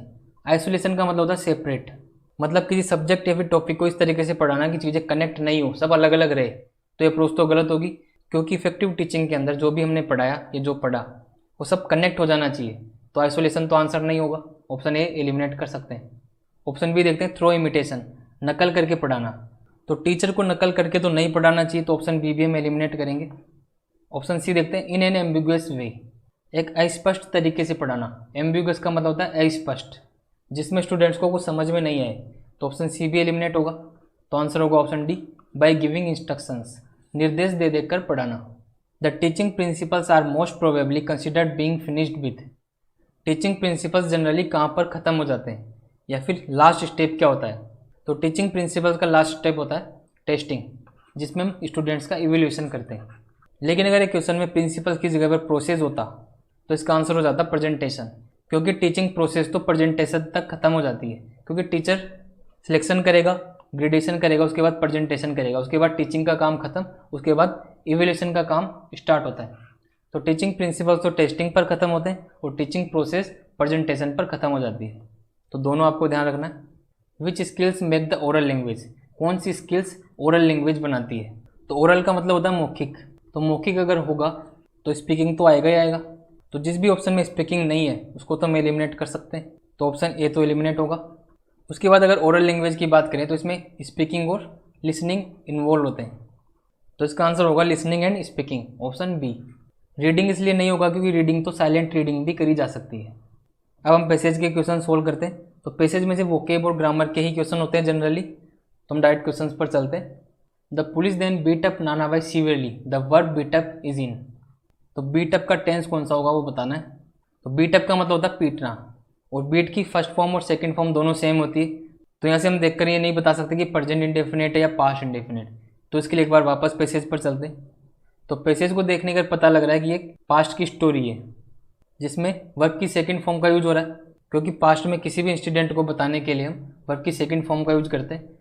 तो यहाँ पर भी बीट अप का टेंस क्या होगा? Simple past. She reached her teacher and cut the rope with one stroke of sickle, the verb cut is in. इस सेंटेंस के अंदर कट का वर्ब कौन से टेंस में है? तो अगर इसी सेंटेंस को देखें तो यहाँ पर वर्ब की सेकंड फॉर्म का यूज हो रहा है रीच्ड, और एक ही सेंटेंस के अंदर अगर पहले पास्ट इंडेफिनिट टेंस आ गया तो दूसरा भी पास्ट इंडेफिनिट टेंस ही होगा, क्योंकि दोनों बात पास्ट की होगी। तो कट की भी यहाँ पर सेकंड फॉर्म होगी, तो ये भी सिंपल पास्ट टेंस होगा, आंसर होगा ऑप्शन बी। अब कट की फर्स्ट फॉर्म, सेकंड फॉर्म और थर्ड फॉर्म सेम रहती है, लेकिन इस सेंटेंस में रीच्ड सेकंड फॉर्म देखकर हम बता सकते हैं कि कट की फॉर्म भी यहाँ पर सेकंड फॉर्म होगी, इसलिए आंसर होगा option B. Which of the following has the 3 degrees of the adjective in their correct form. इनमें से किसका 3 डिग्रीज फॉर्मेट बिल्कुल सही है? तो एंग्री की 3 डिग्री फॉर्म होती है ऑप्शन ए, एंग्री, एंग्रियर और एंग्रीएस्ट। ऑप्शन सी और ऑप्शन डी तो में से एलिमिनेट कर सकते हैं, क्योंकि यहाँ पर एंग्रीली का यूज हो रहा है, और ऑप्शन डी में स्पेलिंग ही बिल्कुल चेंज कर दिए। अब 3 डिग्रीज बनाने के लिए कहीं पर तो ई आर और ई एस टी का यूज होता है और कहीं पर मोर और मोस्ट का यूज होता है। तो कुछ वर्ड्स के साथ तो ऑप्शन ए वाला फॉर्मेट फॉलो होता है और कुछ ऑप्शन के साथ ऑप्शन बी वाला फॉर्मेट फॉलो होता है। इसकी हम डिटेल से बात डिग्री के वीडियो में करेंगे। विच of the following options has a determiner in it. इनमें से कौन से ऑप्शंस के अंदर डिटरमाइनर है? तो हम जानते हैं कि आर्टिकल्स डिटरमाइनर ही होते हैं, तो ऑप्शन ए और ऑप्शन बी में तो द और ए का यूज हो रहा है, तो दोनों में डिटरमाइनर है। तो दोनों में अगर डिटरमाइनर का यूज होगा तो इसका आंसर तो ऑल ऑफ द अबव हो जाएगा। लेकिन अगर देर की बात करें तो देर भी क्या होता है? डिटरमाइनर होता है। डिटरमाइनर ऐसे वर्ड होते हैं जो किसी नाउन को स्पेसिफाई करते हैं। सभी आर्टिकल्स और पॉजेसिव एडजेक्टिव्स डिटरमाइनर होते हैं। डिटरमाइनर्स की डिटेल से बात हम एक सेपरेट वीडियो में भी करेंगे। Which one of the following is opposite in meaning to the word refuse. Refuse का अपोजिट क्या होगा? तो रिफ्यूज़ का मतलब होता है मना करना। डिक्लाइन, डिनाई और रिजेक्ट, इन तीनों का मतलब तो मना करना ही होता है, तो सिनोनिम्स होंगे। आंसर होगा ऑप्शन डी। अलाउ का मतलब होता है अनुमति देना। अब हम नेक्स्ट पैसेज की बात करते हैं। इसमें से भी आपको ग्रामर और वोकेब के क्वेश्चन होंगे, तो क्वेश्चंस पर चलते हैं। द वर्ड पेट्रोटिज्म इज, दिया गया वर्ड पेट्रोटिज्म, इसका पार्ट्स ऑफ स्पीच क्या है? तो पेट्रोटिज्म का मतलब होता है देशभक्ति, और इसमें सफिक्स ISM का यूज हो रहा है जो कि नाउन का सफिक्स है, तो इसका पार्ट्स ऑफ स्पीच होगा noun. Noun form of the adjective grateful is, grateful की नाउन फॉर्म क्या होगी?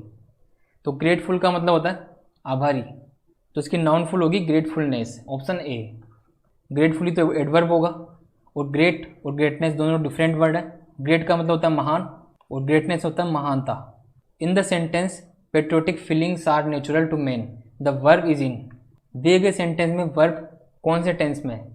तो इसमें यहाँ पर वर्ब है आर, और सेंटेंस में कोई कंटिन्यूस फॉर्म नहीं है, तो आर यहाँ पर एज ए मेन वर्ब काम कर रहा है, तो होता है सिंपल प्रेजेंट टेंस। आंसर होगा ऑप्शन डी।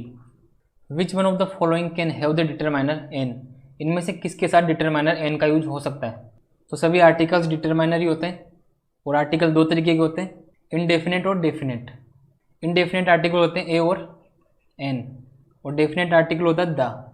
ए का यूज कंसोनेंट साउंड के साथ होता है और एन का यूज वाउल साउंड के साथ होता है, और दोनों ही आर्टिकल ए और एन का यूज सिंगुलर काउंटेबल नाउन के साथ होता है। तो सबसे पहले देखते हैं ऑनेस्ट। ऑनेस्ट का मतलब होता है ईमानदार। यहाँ पर ऑनेस्ट वाउल साउंड तो आ रहा है, लेकिन ये नाउन नहीं है, ये एडजेक्टिव है। तो ऑप्शन ए को हम एलिमिनेट कर सकते हैं, ऑनेस्ट के साथ आर्टिकल का यूज़ नहीं होगा। अब बात करते हैं ऑनेस्टी। अब ऑनेस्टी नाउन तो है लेकिन ये काउंटेबल नहीं है, क्योंकि ईमानदारी को हम 1 2 3 की फॉर्म में नहीं गिन सकते, तो ऑनेस्टी के साथ भी आर्टिकल एन का यूज़ नहीं होगा। अब हम बात करें option D, uniform. Uniform singular भी है और काउंटेबल भी है, लेकिन यहाँ पर वाउल साउंड नहीं आ रहा, इसका प्रोनाउंसिएशन होता है यूनिफॉर्म, और ये के लिए हम ए का यूज करते हैं ना कि एन का, तो ऑप्शन डी एलिमिनेट होगा। तो आंसर होगा ऑप्शन सी, ऑनेस्ट स्टूडेंट। तो अगर किसी नाउन के साथ किसी एडजेक्टिव का यूज होता है तो आर्टिकल का यूज हम एडजेक्टिव के अकॉर्डिंग करते हैं। अब नेक्स्ट क्वेश्चन देखते हैं, the adjective noble in its superlative degrees. Noble की सुपरलेटिव डिग्री क्या होगी? तो नोबल की सुपरलेटिव डिग्री होगी नोबलेस्ट। तो आज भी ये कुछ इंपॉर्टेंट क्वेश्चंस थे जो हमने डिस्कस किए। अगर आप इन क्वेश्चंस को आपके एग्जाम से पहले देख कर जाते हैं तो आपके लिए बहुत हेल्पफुल रहेंगे। और अगर आपको वीडियो यूजफुल लग रहे हैं तो लाइक और कमेंट जरूर करें और अपने फ्रेंड के साथ शेयर करें। Thank you. मॉडल पेपर 4 में भी हम आपके एग्जाम के लिए इंपॉर्टेंट कुछ क्वेश्चन सोल्व करेंगे। इन क्वेश्चन से भी आपको कुछ नए कॉन्सेप्ट्स पता लगेंगे, और इस पेपर में आपको कलाम एकेडमी प्री रीड पेपर के भी कुछ क्वेश्चन देखने को मिलेंगे जो आपके एग्जाम के लिए इंपॉर्टेंट है। तो स्टार्ट करते हैं आज का paper. Which of the following sentences has the correct structure of question. तो करेक्ट स्ट्रक्चर ऑफ क्वेश्चन में क्वेश्चन टैग का कॉन्सेप्ट भी आ सकता है। क्वेश्चन टैग में किसी सेंटेंस के बाद एक शॉर्ट क्वेश्चन लिखा होता है, उसको हम क्वेश्चन टैग बोलते हैं। और अगर सेंटेंस पॉजिटिव है तो क्वेश्चन टैग हम नेगेटिव बनाते हैं, और सेंटेंस अगर नेगेटिव है तो क्वेश्चन टैग हम पॉजिटिव बनाते हैं, और सेंटेंस के टेंस में कोई चेंज नहीं करते। इसके अलावा हम सेंटेंस के सब्जेक्ट के अकॉर्डिंग क्वेश्चन टैग में प्रोनाउन का यूज़ करते हैं, और अगर नेगेटिव क्वेश्चन टैग होता है तो उसके लिए हम कॉन्टेक्टेड फॉर्म का यूज़ करते हैं, जैसे हैव नॉट को हम लिखेंगे हैवंट। इसके अलावा इज़ नॉट को हम लिखेंगे इजंट, इस तरीके से। तो इन ऑप्शंस में एवरीवन सब्जेक्ट दिया हुआ है, और एवरीवन, समवन, समबडी, इन सब्जेक्ट को हम सिंगुलर मानते हैं और इनके साथ सिंगुलर वर्ब और सिंगुलर प्रोनाउन का हम यूज़ करते हैं। तो एवरीवन के बाद हम सिंगुलर वर्ब का यूज़ करेंगे, तो एवरीवन के बाद हैव का यूज नहीं हो सकता, तो ऑप्शन बी को हम एलिमिनेट कर सकते हैं। उसके बाद हम देखते हैं ऑप्शन ए, ऑप्शन सी और ऑप्शन डी तीनों सेम है, एवरीवन हैज़ कम। इसके बाद इनके क्वेश्चन टैग की बात करते हैं। जब भी एवरीवन, समवन और समबडी इनका क्वेश्चन टैग बनाना हो तो हम प्लूरल वर्ब का यूज करते हैं और प्लूरल प्रोनाउन का ही यूज करते हैं। ये इंपॉर्टेंट पॉइंट आपको ध्यान रखना है। तो everyone has come, haven't they, इसका आंसर होगा option C. The passive voice form of the sentence you should not look down upon the poor will be. Look down upon का मतलब होता है घृणा करना, तो लुक डाउन अपॉन एक फ्रेजल वर्ब होगा और उसका मतलब होगा घृणा करना। तो अब देखते हैं इसका पैसिव वॉइस क्या होगा। सबसे पहले ऑब्जेक्ट की बात करते हैं, द पुअर। तो द पुअर से सेंटेंस स्टार्ट होगा, उसके बाद शुड का यूज होगा, और नेगेटिव सेंटेंसेस के लिए नोट का भी यूज होगा, और मॉडल्स के पैसिव वॉइस के लिए हम बी का यूज करते हैं। तो शुड नोट के बाद बी का यूज होगा, तो जहाँ पर शुड नोट के बाद बी का यूज नहीं हो रहा उसको हम एलिमिनेट कर सकते हैं, तो ऑप्शन बी गलत होगा। उसके अलावा पैसिव वॉइस में वर्ब की थर्ड फॉर्म का यूज करते हैं, तो जिस भी ऑप्शन में वर्ब की थर्ड फॉर्म का यूज नहीं हो रहा उस ऑप्शन को भी हम एलिमिनेट कर सकते हैं, तो ऑप्शन ए भी गलत होगा। और अगर वर्ब की बात करें तो इसमें कंप्लीट वर्ब होगा लुक डाउन अपॉन, इसका मतलब होगा घृणा करना, तो वर्ब को हम तोड़ नहीं सकते, इसलिए कंप्लीट वर्ब सेंटेंस में लिखना होगा। और अगर ऑप्शन सी की बात करें तो लुक डाउन में अपॉन नहीं लिखा हुआ, तो ऑप्शन सी को हम एलिमिनेट कर सकते हैं, तो इसका आंसर होगा option D, the poor should not be look down upon. अब बाय यू लिखने को हम इग्नोर भी कर सकते हैं।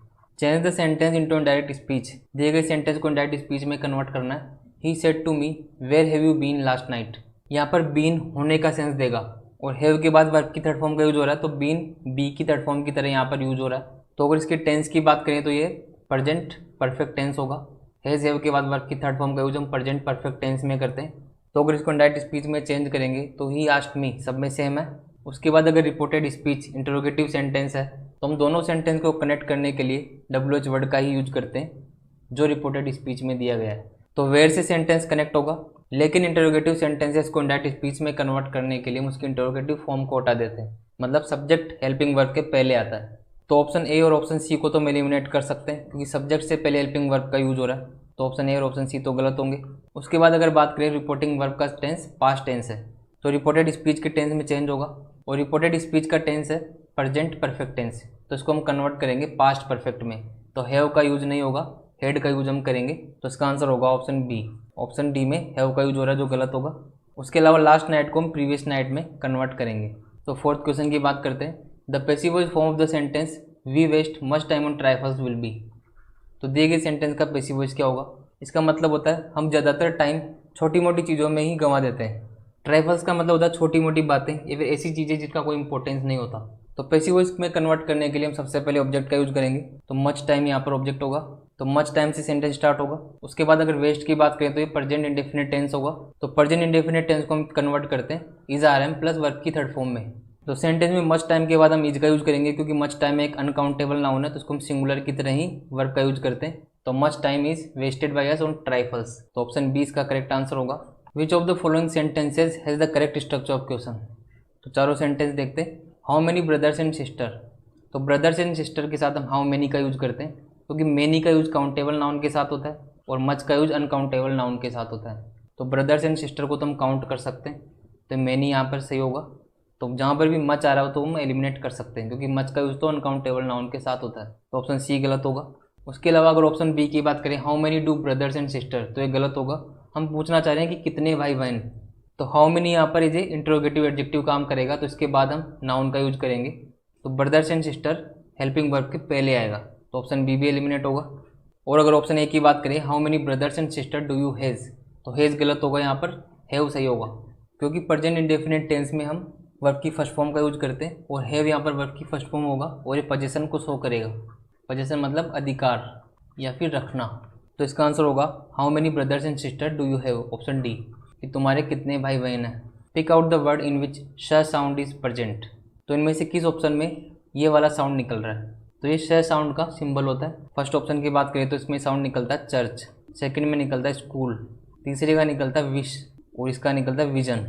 तो अगर हम फोनेटिक ट्रांसक्रिप्शन नहीं भी करें और सिंपल इनको बोल के देखें तो पता लग रहा है कि ऑप्शन सी यहाँ पर सही होगा, विश, क्योंकि यहाँ पर इस स का साउंड आ रहा है। अगर आप फोनेटिक सिंबल्स के बारे में कंप्लीट इन्फॉर्मेशन चाहते हैं तो आपको डिस्क्रिप्शन बॉक्स में फोनेटिक सिंबल्स के वीडियो का लिंक मिल जाएगा, आप वहाँ से वो वीडियो देख सकते हैं। अब नेक्स्ट क्वेश्चन देखते हैं। The correct transcription of the word जज इज, इसको हम बोलते हैं जज। तो हमने फोनेटिक सिंबल्स की वीडियो में देखा था कि सिंपल जय के साउंड को हम D3 से रिप्रेजेंट करते हैं। हमने 3 तरीके के जय की बात करी थी, आप फोनेटिक सिंबल्स की वीडियो में कंप्लीट देख सकते हैं। तो जो सिंपल जय होता है उसको हम D3 से लिखते हैं, तो जहाँ भी D3 नहीं आ रहा तो हम एलिमिनेट कर सकते हैं। उसके अलावा जज के साउंड की अगर बात करें तो इसमें एक रैपिड ए का साउंड निकल रहा है और रैपिड ए के लिए हम इस सिंबल का यूज करते हैं, तो इसका करेक्ट फोनेटिक ट्रांसक्रिप्शन होगा ऑप्शन बी, जज। अब एड क्वेश्चन देखते हैं। The alphabetic method, the phonic method, the word method and the sentence method are associated with. ये दिए गए चारों मेथड किससे संबंधित है। तो इन सभी मेथड्स की अगर बात करें तो ये रीडिंग से रिलेटेड होंगे। रीडिंग एक एबिलिटी होती है जिसमें किसी लैंग्वेज के रिटन सिंबल्स को हम पढ़ना सीखते हैं। तो अल्फ़ाबेटिक मेथड में हम किसी लेटर को पढ़ते हैं, फोनिक मेथड में उसके साउंड की हम बात करते हैं और वर्ड मेथड में हम किसी पूरे कंप्लीट वर्ड को पढ़ना सीखते हैं और सेंटेंस में सेंटेंस की बात होती है। तो हम 9th क्वेश्चन देखते हैं। Intensive reading stands for. Intensive reading का क्या मतलब होता है। तो रीडिंग की अगर बात करें तो रीडिंग के 4 टाइप्स होते हैं, extensive reading, intensive reading, scanning और स्कीमिंग। तो यहाँ पर हम एक्सटेंसिव और इंटेंसिव रीडिंग की बात करेंगे। नेक्स्ट क्वेश्चन में हम स्कैनिंग और स्कीमिंग को भी समझेंगे। तो एक्सटेंसिव रीडिंग की अगर बात करें तो जनरल रीडिंग को हम एक्सटेंसिव रीडिंग बोलते हैं। किसी भी टेक्स्ट को सिंपल इन्फॉर्मेशन के लिए या फिर प्लेजर के लिए पढ़ना, उसको हम बोलेंगे एक्सटेंसिव रीडिंग। जैसे कोई स्टोरी हम पढ़ते हैं या किसी नॉवेल को पढ़ते हैं तो हम एक्सटेंसिव रीडिंग उसकी करते हैं। और इंटेंसिव रीडिंग की अगर बात करें तो इंटेंसिव रीडिंग में फुल कंसंट्रेशन के साथ और फुल फोकस के साथ किसी चीज़ को पढ़ते हैं और उस टेक्स्ट की छोटी से छोटी चीज़ पर भी हम ध्यान देते हैं। तो इंटेंसिव रीडिंग में हम कंप्लीट स्टडी करते हैं, डिटेल से किसी चीज़ को पढ़ते हैं और उसकी छोटी से छोटी चीज़ पर फोकस करते हैं। ये हम किसी स्पेसिफिक पर्पज़ के लिए करते हैं। जैसे टेक्स्ट बुक के लिए हम इंटेंसिव रीडिंग करते हैं, उसमें हम कंप्लीट इन्फॉर्मेशन की बात करते हैं और छोटी से छोटी डिटेल पर फोकस करते हैं। तो इस क्वेश्चन का आंसर होगा reading the text in parts for details. किसी टेक्स्ट को पार्ट्स में पढ़ना फुल डिटेल के लिए। तो फुल डिटेल की बात कर रहे हैं तो इंटेंसिव रीडिंग होगा, तो ऑप्शन सी करेक्ट होगा। अब नेक्स्ट क्वेश्चन देखते हैं। Looking through a Google search list is an example of. किसी गूगल सर्च लिस्ट को पढ़ना किस तरीके की रीडिंग का एग्जाम्पल होता है। इसका आंसर इंटेंसिव रीडिंग तो नहीं होगा, क्योंकि प्रीवियस क्वेश्चन में हमने बात की थी कि इंटेंसिव रीडिंग में तो हम डीप स्टडी करते हैं। तो अगर स्कैनिंग की बात करें तो किसी कंप्लीट टेक्स्ट में से हमारे मतलब के इन्फॉर्मेशन को निकाल लेना या फिर सिर्फ उसी को पढ़ना, उसको हम बोलेंगे स्कैनिंग। जैसे अगर किसी न्यूज़पेपर में से हमें सिर्फ इंडिया पाकिस्तान की न्यूज़ के बारे में पढ़ना है तो हम जल्दी से कंप्लीट न्यूज़पेपर को देखेंगे और इंडिया पाकिस्तान की न्यूज़ पर पहुंच जाएंगे। तो रीडिंग की इस टेक्निक को हम बोलते हैं स्कैनिंग। और स्कीमिंग की अगर बात करें तो स्कीमिंग में हम जनरल ओवरव्यू लेते हैं किसी टॉपिक का या किसी टेक्स्ट का। तो स्कीमिंग में डीप स्टडी नहीं करते, सिर्फ जनरल ओवरव्यू लेते हैं या फिर जनरल आइडिया लेते हैं। जैसे किसी आर्टिकल को पढ़ेंगे और सिर्फ ये पता करेंगे कि किस बारे में है। तो हमने 4 तरीके की टेक्निक देखी, intensive reading, extensive reading, scanning और स्कीमिंग। इंटेंसिव में हम डीप स्टडी करते हैं जैसे टेक्स्ट बुक। एक्सटेंसिव में हम प्लेजर के लिए या फिर जनरल इन्फॉर्मेशन के लिए पढ़ते हैं, जैसे कोई नॉवेल, स्टोरी, ये सब। और अगर स्कैनिंग की बात करें तो किसी कंप्लीट टेक्स्ट में से सिर्फ अपने मतलब की इन्फॉर्मेशन पढ़ना, हम उसको बोलेंगे स्कैनिंग। और किसी टेक्स्ट को पढ़कर सिर्फ उसका बेसिक आइडिया लेना, उसका बेसिक ओवरव्यू लेना, उसको हम बोलेंगे स्किमिंग। तो गूगल सर्च लिस्ट को हम सिर्फ स्कैनिंग करते हैं, उसमें से हम सिर्फ अपने मतलब की चीज़ देखते हैं, तो इसका आंसर होगा स्कैनिंग। तो हम नेक्स्ट क्वेश्चन देखते हैं। When language is learn without any practice this process is called. जब कोई लैंग्वेज बिना किसी प्रैक्टिस के सीखी जाती है तो इस प्रोसेस को क्या बोलते हैं? तो इस प्रोसेस को हम बोलते हैं एक्विजिशन, ऑप्शन सी। छोटे बच्चे मदर टंग को एक्विजिशन से ही सीखते हैं। इसका मतलब होता है अपने आसपास के वातावरण को देखकर सीखना या कंडीशनिंग से सीखना। ये किसी भी लैंग्वेज को सीखने का फर्स्ट स्टेप होता है। सबसे पहले मदर टंग को कोई बच्चा एक्विजिशन से ही सीखता है। अब नेक्स्ट क्वेश्चन देखते हैं। A child can remember an object more if he had seen it himself then he had not seen. कोई चाइल्ड किसी देखी हुई चीज़ या ऑब्जेक्ट को ज़्यादा समय तक ध्यान रख सकता है, ना कि किसी बिना देखे हुए ऑब्जेक्ट या चीज़ को। तो ये किसका एग्जाम्पल है? तो अगर हम किसी रियल ऑब्जेक्ट को किसी स्टूडेंट को दिखाकर कोई चीज़ पढ़ाते हैं, समझाते हैं, तो उसको ज़्यादा समय तक ध्यान रख सकता है। तो एग्जाम्पल होगा principle of concreteness, option C. Concrete का मतलब होता है रियल में कोई चीज़ दिखाना। तो कोई भी लर्नर किसी ऑब्जेक्ट को देख सकता है और छू सकता है, तो उसको वो ज़्यादा समय तक याद रख सकता है। तो इस प्रिंसिपल को हम बोलेंगे principle of concreteness, option C. What is the base of grammar translation method. Grammar translation method का बेस क्या होता है? तो ग्रामर ट्रांसलेशन मेथड के बेस की अगर बात करें तो होता है टेक्स्ट बुक। इस मेथड में टेक्स्ट बुक पर ज़्यादा फोकस किया जाता है और टेक्स्ट बुक से ही कोई लैंग्वेज सिखाई जाती है। The semantic aspect of language is related to. Language का सिमेंटिक एस्पेक्ट किससे रिलेटेड होता है? तो सिमेंटिक एस्पेक्ट होता है लिसनिंग से रिलेटेड। सिमेंटिक एस्पेक्ट में हम किसी लैंग्वेज की मीनिंग की या फिर कॉम्प्रिहेंशन की बात करते हैं। तो लैंग्वेज की चारों स्किल के चार एस्पेक्ट होते हैं, वो आपको ध्यान रखने। When learners are engaged in a pair activity taking on roles of a doctor and a patient the activity is called. जब कोई लर्नर्स ऐसी एक्टिविटी में एंगेज होते हैं जहाँ पर उनको एक डॉक्टर और पेशेंट का रोल करना होता है, ऐसी एक्टिविटी को हम क्या बोलते हैं? तो इसको हम बोलते हैं सिमुलेशन। सिमुलेशन में किसी रियल वर्ल्ड प्रोसेस का एक इमिटेशन होता है या फिर नकल होती है। तो सिमुलेशन में क्लासरूम में हम कोई रियल वर्ल्ड सिचुएशन को क्रिएट करते हैं और किसी रोल के साथ कोई लैंग्वेज सिखाने में मदद करते हैं। Why is story telling most important in English language class at primary level. Primary level की इंग्लिश लैंग्वेज क्लास में स्टोरी टेलिंग मोस्ट इंपॉर्टेंट क्यों होता है?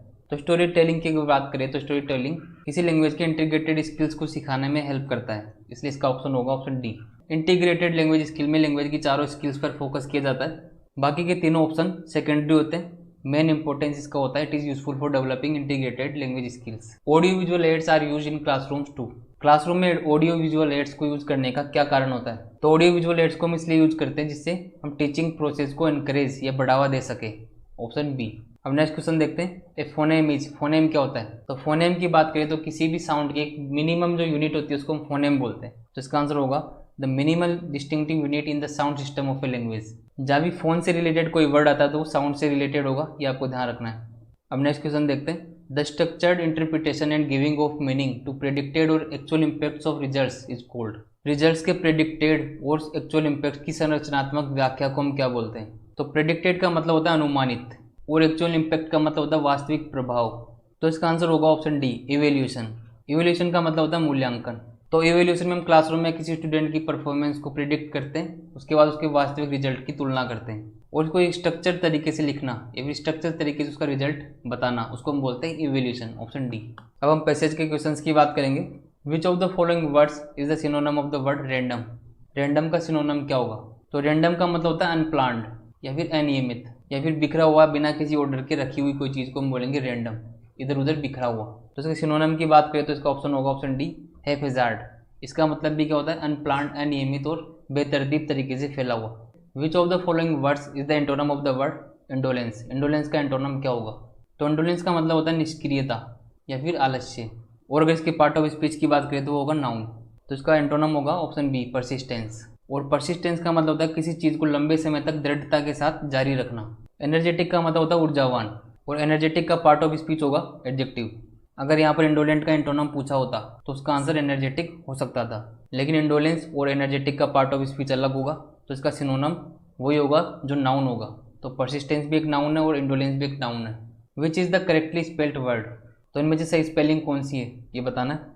तो सही स्पेलिंग होगी ऑप्शन बी, गायनेकोलॉजिस्ट। इसका मतलब होता है विमेंस का डॉक्टर। अब नेक्स्ट क्वेश्चन देखते हैं। A person who is appointed by two parties to solve a dispute, give one word. ऐसा कोई पर्सन जो किसी दो पार्टीज के द्वारा कोई डिस्प्यूट या फिर किसी विवाद को सोल्व करने के लिए अपॉइंट किया जाता है उसको हम क्या बोलते हैं, इसका वन वर्ड बताना है तो उसको हम बोलते हैं आर्बिट्रेटर। आर्बिट्रेटर का मतलब होता है मध्यस्थ। एसेटिक का मतलब होता है सन्यासी। ऐसा व्यक्ति जिसका संसार से मोह भंग हो गया उसको हम बोलेंगे एसेटिक। और किसी बीमारी के बाद में कोई स्वास्थ्य लाभ करने वाले को, रेस्ट करने वाले को हम बोलते हैं कन्वेलेसेंट। और जो व्यक्ति सेम एफिशिएंसी के साथ दोनों हाथों को यूज कर सकता है उसको हम बोलेंगे एम्बिडेक्स्ट्रस। अब नेक्स्ट क्वेश्चन देखते हैं। A persistent man keeps his head cool and achieves his goal steadily, identify the underlined word. तो अंडरलाइंड वर्ड का पार्ट्स ऑफ स्पीच बताना। तो स्टेडीली की बात करें तो इसका मतलब होता है शांति से या फिर आराम से, इन अ कंट्रोल्ड वे। तो एक दृढ़ता के साथ लगातार काम करने वाला व्यक्ति अपने दिमाग को ठंडा रखता है और अपने लक्ष्य को आराम से प्राप्त कर लेता है। तो प्राप्त करता है लेकिन कैसे करता है, आराम से या फिर शांति से।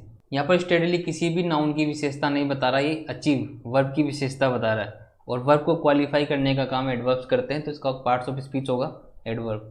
और ज़्यादातर टाइम में एलवाई एडवर्ब का ही सफिक्स होता है, लेकिन हमेशा ये बात सही नहीं होती। अब नेक्स्ट क्वेश्चन देखते हैं। They played a friendly match yesterday, identify the underlined word. तो फ्रेंडली का पार्ट ऑफ स्पीच बताना है। अब एलवाई देखकर कंफ्यूज नहीं होना, इसका पार्ट ऑफ स्पीच एडवर्ब नहीं होगा, क्योंकि फ्रेंडली यहाँ पर मैच की विशेषता बता रहा है, मैच को क्वालिफाई कर रहा है। उन्होंने मैच खेला लेकिन कैसा मैच, फ्रेंडली मैच। तो फ्रेंडली का मतलब होगा मित्रतापूर्ण, और इसका पार्ट ऑफ स्पीच होगा एडजेक्टिव, क्योंकि नाउन को क्वालिफाई कर रहा है इसलिए इसका पार्ट ऑफ स्पीच होगा एडजेक्टिव। तो एलवाई सफिक्स हर बार एडवर्ब में नहीं आता, कभी कभी एडजेक्टिव में भी एलवाई सफिक्स आ जाता है, जैसे फ्रेंडली, कावर्डली, माइजरली। ये कुछ इंपॉर्टेंट वर्ड्स है जो आपको ध्यान रखने, ये एडवर्ब नहीं होते, ये एडजेक्टिव ही होते हैं। Choose the correct tense of the underlined verb phrase. तो दिए गए वर्ब फ्रेज का टेंस बताना है। हैड बीन वेटिंग, तो had plus been plus verb की फर्स्ट फॉर्म में एनजी का यूज हम पास्ट परफेक्ट कंटिन्यूस टेंस में करते हैं, तो इसका टेंस होगा past perfect continuous. Which part of speech is the underlined word in the sentence given below. Some people seem to have a good attitude towards most things. तो towards का part of speech बताना। तो towards एक preposition होता है, option B. Towards एक relation establish कर रहा है, गुड एटीट्यूड, लेकिन किसकी तरफ, मोस्ट थिंग्स की तरफ। कुछ लोगों का एक अच्छा एटीट्यूड होता है ज़्यादातर चीज़ों की तरफ। टुवार्ड्स का मतलब होता है की तरफ, और उसका पार्ट ऑफ स्पीच होता है preposition. The correct phonetic transcription of the word massage is. तो हम देखते हैं। She said where were you yesterday, इसका इनडायरेक्ट स्पीच बताना है। तो इनडायरेक्ट स्पीच बताने के लिए सबसे पहले देखते हैं रिपोर्टिंग वर्ब का टेंस पास्ट टेंस है, तो रिपोर्टेड स्पीच का टेंस चेंज होगा। तो इसके इंटरोगेटिव फॉर्म को हम हटाएंगे, मतलब इसके इनडायरेक्ट स्पीच में सब्जेक्ट हेल्पिंग वर्ब से पहले आएगा।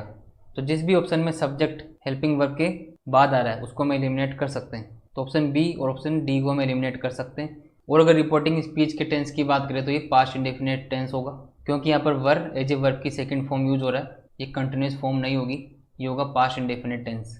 और पास्ट इंडेफिनिट टेंस को हम कन्वर्ट करते हैं पास्ट परफेक्ट में। तो पास्ट परफेक्ट टेंस में हेड प्लस वर्ब की थर्ड फॉर्म का हम यूज करते हैं। तो ऑप्शन ए में हेड का यूज हो रहा है और वर्ब की थर्ड फॉर्म का यूज हो रहा है, तो इसका आंसर होगा ऑप्शन ए। ऑप्शन सी गलत होगा। अब नेक्स्ट क्वेश्चन देखते हैं। Birbal was blank then Akbar. तो यहाँ पर एडजेक्टिव की सही डिग्री का यूज करना है। तो देन की बात करें तो देन से पता लग रहा है कि कंपैरिजन की बात हो रही है बीरबल और अकबर के बीच में, तो यहाँ पर कंपेरेटिव डिग्री का यूज होगा। और वाइज की बात करें तो वाइज की कंपेरेटिव फॉर्म होती है वाइजर और सुपरलेटिव फॉर्म होती है वाइजेस्ट। तो यहाँ पर ऑप्शन होगा ऑप्शन ए। अब नेक्स्ट क्वेश्चन देखते हैं। Kashmir is blank between India and Pakistan. तो इसका आंसर होगा एन एप्पल ऑफ डिस्कॉर्ड। एक इडियम का क्वेश्चन है। तो एन एप्पल ऑफ डिस्कॉर्ड का मतलब होता है विवाद की जड़, डिस्कॉर्ड का मतलब होता है विवाद। तो कश्मीर, इंडिया और पाकिस्तान के बीच में विवाद की एक जड़ है। अब नेक्स्ट क्वेश्चन देखते हैं। You can park the car on blank side of the road. तो सबसे पहले देखते हैं साइड। साइड यहाँ पर सिंगुलर है और सिंगुलर के लिए हम आइदर और नाइदर का यूज कर सकते हैं, लेकिन बोथ और नन का यूज हम नहीं करते, तो दोनों ऑप्शन तो एलिमिनेट होंगे। अब अगर बात करें सेंटेंस के सेंस की, you can park the car on either side of the road. आप रोड के किसी भी तरफ कार को पार्क कर सकते हैं। आइदर का मतलब होता है दोनों साइड में से किसी एक साइड, क्योंकि यहाँ पर पॉजिटिव सेंस आ रहा है, हम परमिशन दे रहे हैं किसी को कार पार्क करने की, तो आइदर यहाँ पर सही आंसर होगा। तो इस वीडियो में हमने कुछ इंपॉर्टेंट क्वेश्चंस डिस्कस किए और कलाम अकेडमी के कुछ प्री रीड के क्वेश्चंस भी हमने इसमें इंक्लूड किए। अगर आपको इनमें से किसी भी क्वेश्चन में कोई डाउट है तो आप कमेंट बॉक्स में पूछ सकते हैं। तो मिलते हैं नेक्स्ट वीडियो में। Thank you. इस मॉडल पेपर 5 में भी हम कुछ ऐसे इंपॉर्टेंट क्वेश्चंस और कॉन्सेप्ट डिस्कस करेंगे जो आपके रिवीजन के लिए हेल्पफुल रहेंगे। इन मॉडल पेपर से आपको एग्जाम में क्वेश्चन को सोल्व करने की राइट अप्रोच के बारे में पता लगेगा। तो क्वेश्चन नंबर 1 देखते हैं। Which of the following sentences has the correct structure of question. सबसे पहले अगर ऑप्शन सी और ऑप्शन डी की बात करें तो इनमें तो स्ट्रक्चर कंप्लीटली रॉन्ग लग रहा है, तो ऑप्शन सी और ऑप्शन डी तो गलत होंगे। अब ऑप्शन ए और ऑप्शन बी की बात करते हैं। डज ही नो, क्या वह जानता है। हु आर यू, कि तुम कौन हो, तो हम क्वेश्चन पूछना चाहते हैं कि क्या वह जानता है, ना कि तुम कौन हो। तो क्वेश्चन का फॉर्मेट डज ही नो ही बनाएगा। तो हु आर यू यहाँ पर नाउन क्लोज का काम करेगा, और नाउन क्लोज के लिए हम कभी भी इंटरोगेटिव फॉर्म का यूज नहीं करते, तो ऑप्शन ए गलत होगा, आंसर होगा option B. Does he know who you are, क्या वह जानता है तुम कौन हो। अब नेक्स्ट क्वेश्चन देखते हैं। The passive voice form of the sentence he lent me some money will be. Lent का मतलब होता है उधार देना, इसकी सेकंड फॉर्म और थर्ड फॉर्म होती है लेंट। तो सबसे पहले सेंटेंस का ऑब्जेक्ट देखते हैं, ही लेंट मी सम मनी। तो इस सेंटेंस में दो ऑब्जेक्ट होंगे, मी भी ऑब्जेक्ट होगा और सम मनी भी ऑब्जेक्ट होगा। तो हम पैसिव वॉइस बनाने के लिए किसी भी ऑब्जेक्ट का यूज कर सकते हैं। तो हम बात करते हैं डायरेक्ट ऑब्जेक्ट, और डायरेक्ट ऑब्जेक्ट क्या होते हैं। ऐसे ऑब्जेक्ट जो हुम का आंसर होते हैं वो डायरेक्ट ऑब्जेक्ट होते हैं, और ऐसे ऑब्जेक्ट जो व्हाट का आंसर होते हैं वो डायरेक्ट ऑब्जेक्ट होते हैं। तो he lent me what some money, तो सम मनी यहाँ पर डायरेक्ट ऑब्जेक्ट होगा, और ही लेंट हुम तो मी यहाँ पर इनडायरेक्ट ऑब्जेक्ट होगा। तो इस तरीके के सेंटेंस का पैसिव वॉइस बनाने के लिए किसी भी ऑब्जेक्ट से हम सेंटेंस स्टार्ट कर सकते हैं। तो मी ऑब्जेक्ट को अगर सब्जेक्ट बनाएंगे तो मी का आई हो जाएगा। तो सबसे पहले ऑप्शन सी और ऑप्शन डी की बात करते हैं। अगर मी आई होगा तो आई के साथ वॉज का यूज़ होता है, वर्क का यूज़ नहीं होता, तो ऑप्शन डी को हम एलिमिनेट कर सकते हैं। और अगर सम मनी को हम सब्जेक्ट बनाते हैं तो सम मनी वॉज, यहाँ तक दोनों सेंटेंस सही होंगे क्योंकि पास्ट इंडेफिनेट टेंस है, इसलिए वॉज का यूज़ होगा। उसके बाद थर्ड फॉर्म का यूज़ होगा।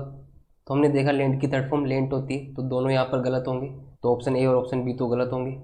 आई was lent some money by him, me को ऑब्जेक्ट बनाया आई हुआ, आई के बाद वॉज का यूज हुआ, उसके बाद थर्ड फॉर्म, उसके बाद सम मनी को हम एज इट इज रखेंगे बाई हिम, तो ऑप्शन सी सही होगा। और अगर ऑप्शन बी में लेंट की जगह लेंट होता तो ऑप्शन बी करेक्ट होता, some money was lent to me by him.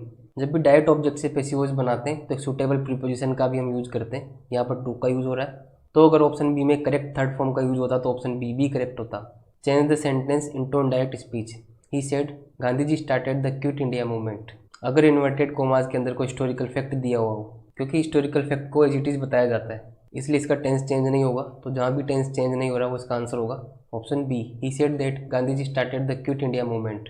अब नेक्स्ट क्वेश्चन देखते हैं। The active voice form of the sentence a bullet in chest is adored by the brave will B.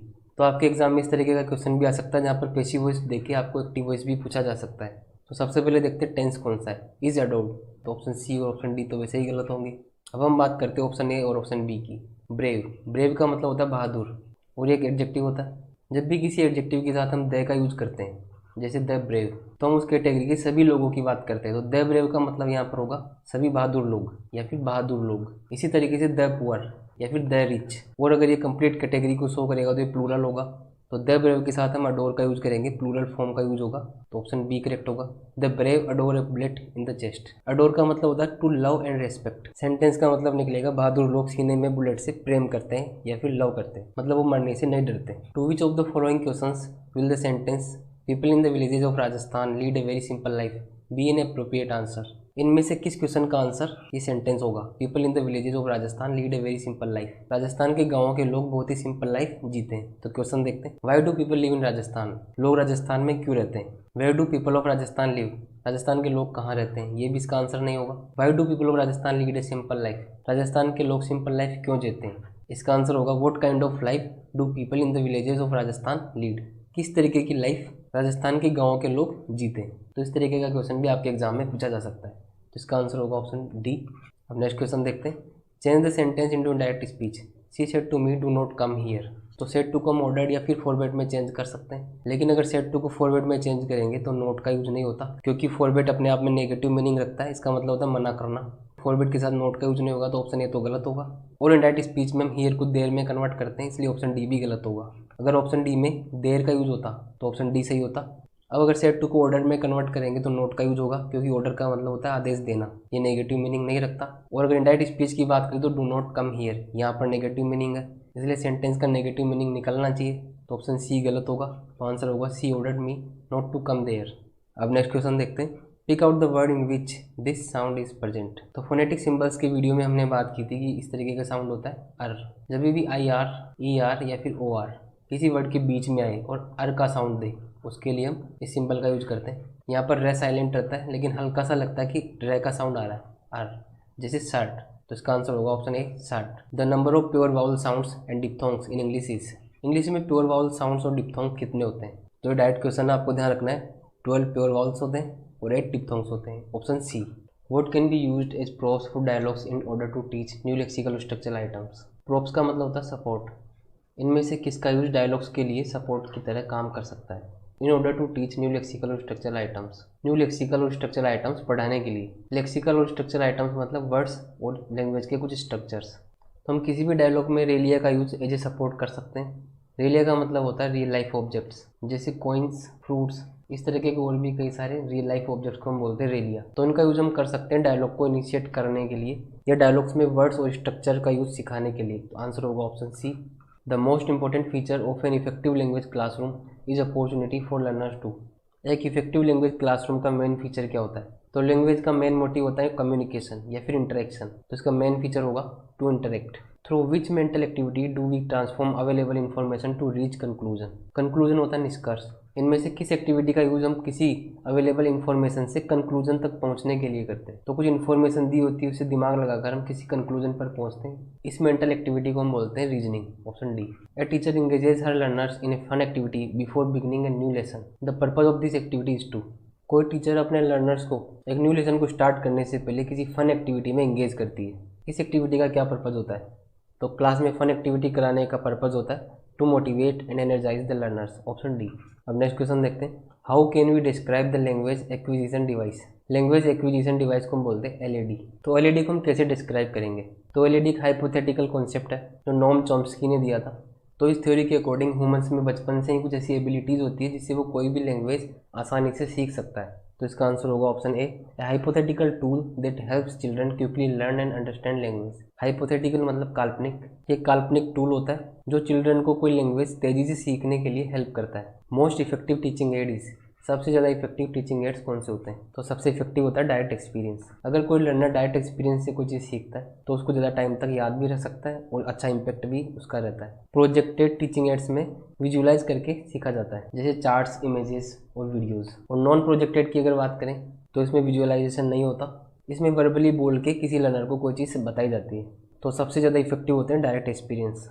Which one of the following is not an assessment tool for language teaching. इनमें से कौन सा language learning के लिए एक assessment का tool नहीं है?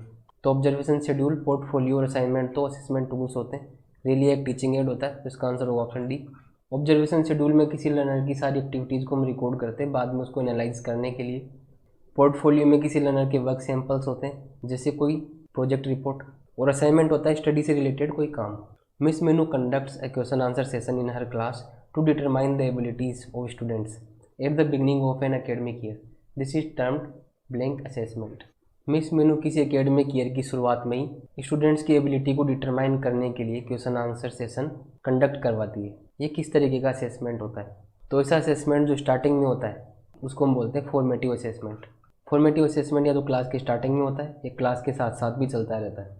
और ऐसा असेसमेंट जो क्लास के एंड में या फिर कोर्स के एंड में होता है उसको हम बोलते हैं समेटिव असेसमेंट। समेटिव असेसमेंट का यूज स्टूडेंट को जज करने के लिए किया जाता है। डायग्नोस्टिक असेसमेंट का यूज किया जाता है कि स्टूडेंट को सीखने में कहाँ पर कोई प्रॉब्लम आ रही है। और क्यूमुलेटिव असेसमेंट में हम यूनिट्स को ऐड करते जाते हैं, जैसे सबसे पहले फर्स्ट यूनिट का टेस्ट होगा, उसके बाद फर्स्ट प्लस सेकंड का टेस्ट होगा, उसके बाद फर्स्ट, सेकंड और थर्ड तीनों का टेस्ट होगा। What is the status given to English by the Indian constitution. Indian constitution में इंग्लिश को क्या स्टेटस दिया गया है? तो इंडियन कॉन्स्टिट्यूशन में इंग्लिश को एसोसिएट ऑफिशियल लैंग्वेज का स्टेटस दिया हुआ है। Option D. What do you mean by morphology. Morphology का क्या मतलब होता है? तो मॉर्फोलॉजी का मतलब होता है study of internal structures of words. Which of the following skills will not be strengthen by using text book as material for teaching. Text book को जो टीचिंग मटीरियल यूज करने से इनमें से कौन सी स्किल मजबूत नहीं होगी? तो ओनली टेक्स्ट बुक्स को टीचिंग मटेरियल की तरह यूज करने से हम कम्युनिकेशन स्किल्स को इम्प्रूव नहीं कर सकते। Option B. What does the word diphthong mean. Diphthong का क्या मतलब होता है? तो डबल वाउल साउंड को हम डिप्थोंग बोलते हैं। इसमें दो साउंड मिक्स होते हैं, तो इसका आंसर होगा two sounds glide. Option B. अब हम पैसेज के क्वेश्चंस की बात करेंगे। तो क्वेश्चंस पर जाने से पहले एक बार आप पैसेज को अच्छी तरीके से पढ़ें। ज़्यादातर क्वेश्चंस ग्रामर और वोकैब से रिलेटेड होते हैं, इसलिए अभी हम पैसेज स्किप करते हैं। क्वेश्चन नंबर 21 देखते हैं। The opposite of particular is. Particular का अपोजिट क्या होता है? पर्टिकुलर का मतलब होता है खास, स्पेशल। तो इसका अपोजिट होगा जनरल, सामान्य। अनयूजुअल का मतलब होता है असामान्य, सर्टेन मतलब निश्चित, और फेडरल मतलब यूनाइटेड या फिर संगठित। विच of the following words is correctly spelled. तो स्पेलिंग टेस्ट में कुछ लिमिटेड वर्ड्स ही बार बार पूछे जाते हैं, जिसमें से कैलेंडर भी एक वर्ड होता है। तो कैलेंडर की सही स्पेलिंग होती है option A calendar. Pick out the correct noun form the adjective sharp. तो शार्प का नाउन फॉर्म क्या होगा? शार्प का मतलब होता है तीक्ष्ण, तो इसकी नाउन फॉर्म होगी शार्पनेस, मतलब तीक्ष्णता। एनी डबल्स नाउन का सफिक्स होता है, यहाँ से भी हम बता सकते हैं, तो ऑप्शन बी करेक्ट होगा। The phrase to make something smaller can be replaced with, to make something smaller को हम वन वर्ड में क्या कहेंगे? टू मेक समथिंग स्मॉलर मतलब किसी को कम करना या छोटा करना, तो इसको हम बोलते हैं रिड्यूस। टाइनी का मतलब होगा छोटा, जो एक एडजेक्टिव होगा। हमें बताना छोटा करने को क्या कहेंगे, इसलिए हमें वर्ब सेलेक्ट करना होगा, तो ऑप्शन बी करेक्ट होगा। Which of the following is similar in meaning to the word possible, possible का सिनोनिम क्या होता है? तो पॉसिबल का सिनोनिम होगा वायबल। वायबल का मतलब ये होता है पॉसिबल, संभव, जो किया जा सके। अवेलेबल का मतलब होता है उपलब्ध। फ्यूटाइल मतलब व्यर्थ। ईजी मतलब आसान। क्वेश्चन नंबर 26 देखते हैं, जिसमें correct fill in the blank करना है।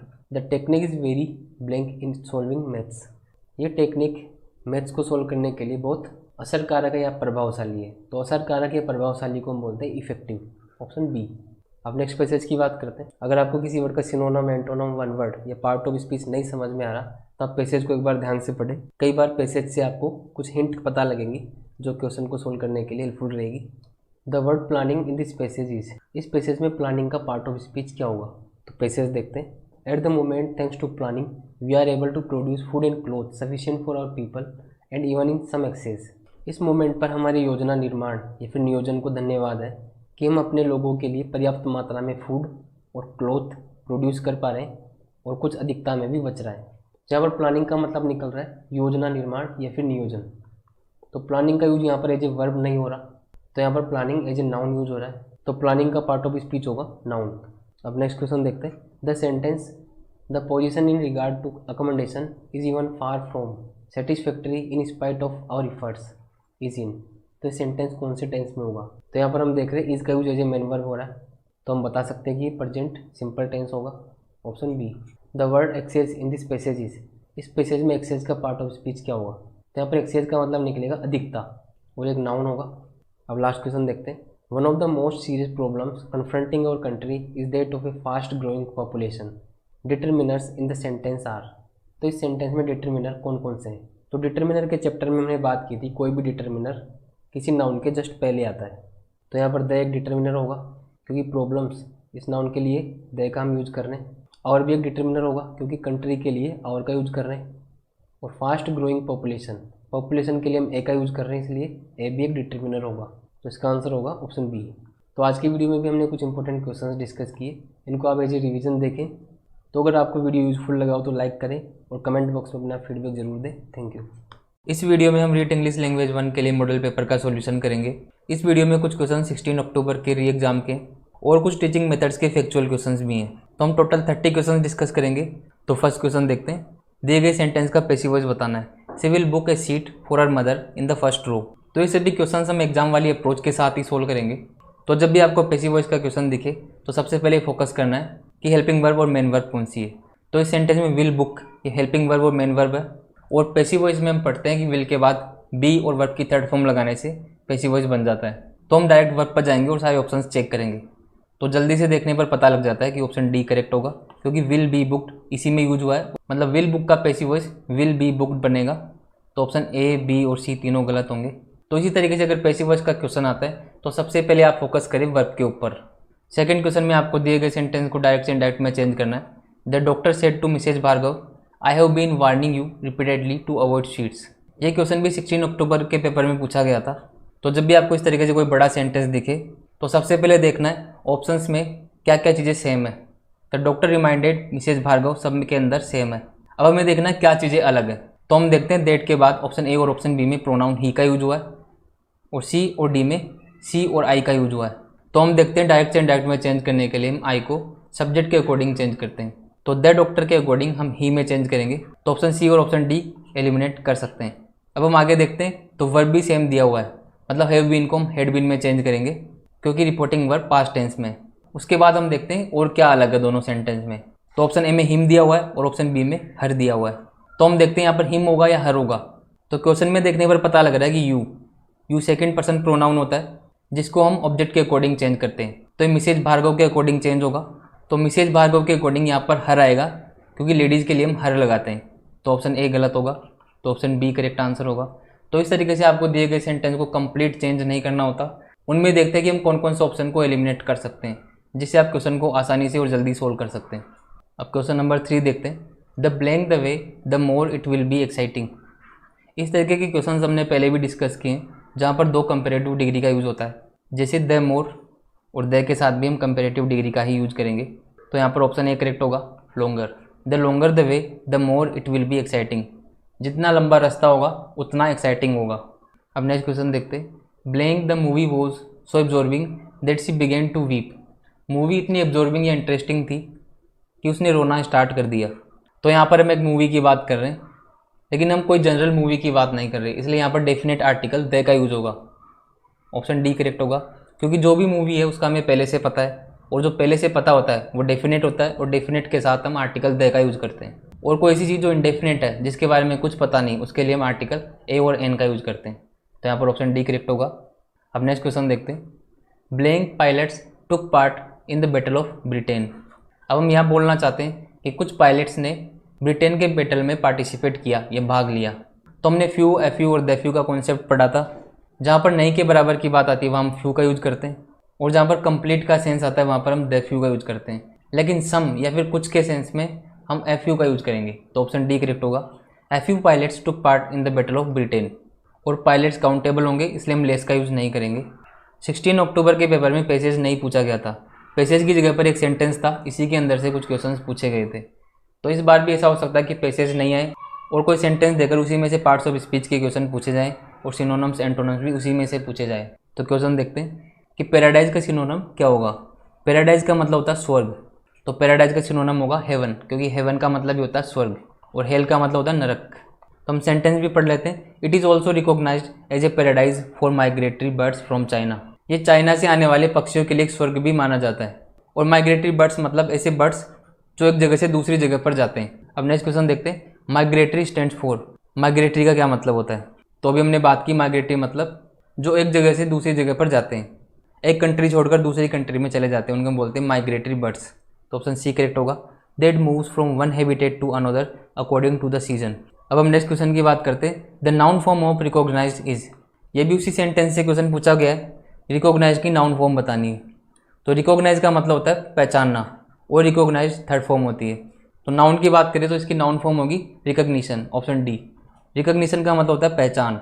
तो हमने पार्ट्स ऑफ स्पीच के वीडियो में भी देखा था कि ION एक नाउन का सफिक्स भी होता है, तो यहाँ से भी हम पहचान सकते हैं रिकॉग्निशन एक नाउन होगा। अब नेक्स्ट क्वेश्चन देखते हैं। The driver blang the taxi to the right on the first turn yesterday.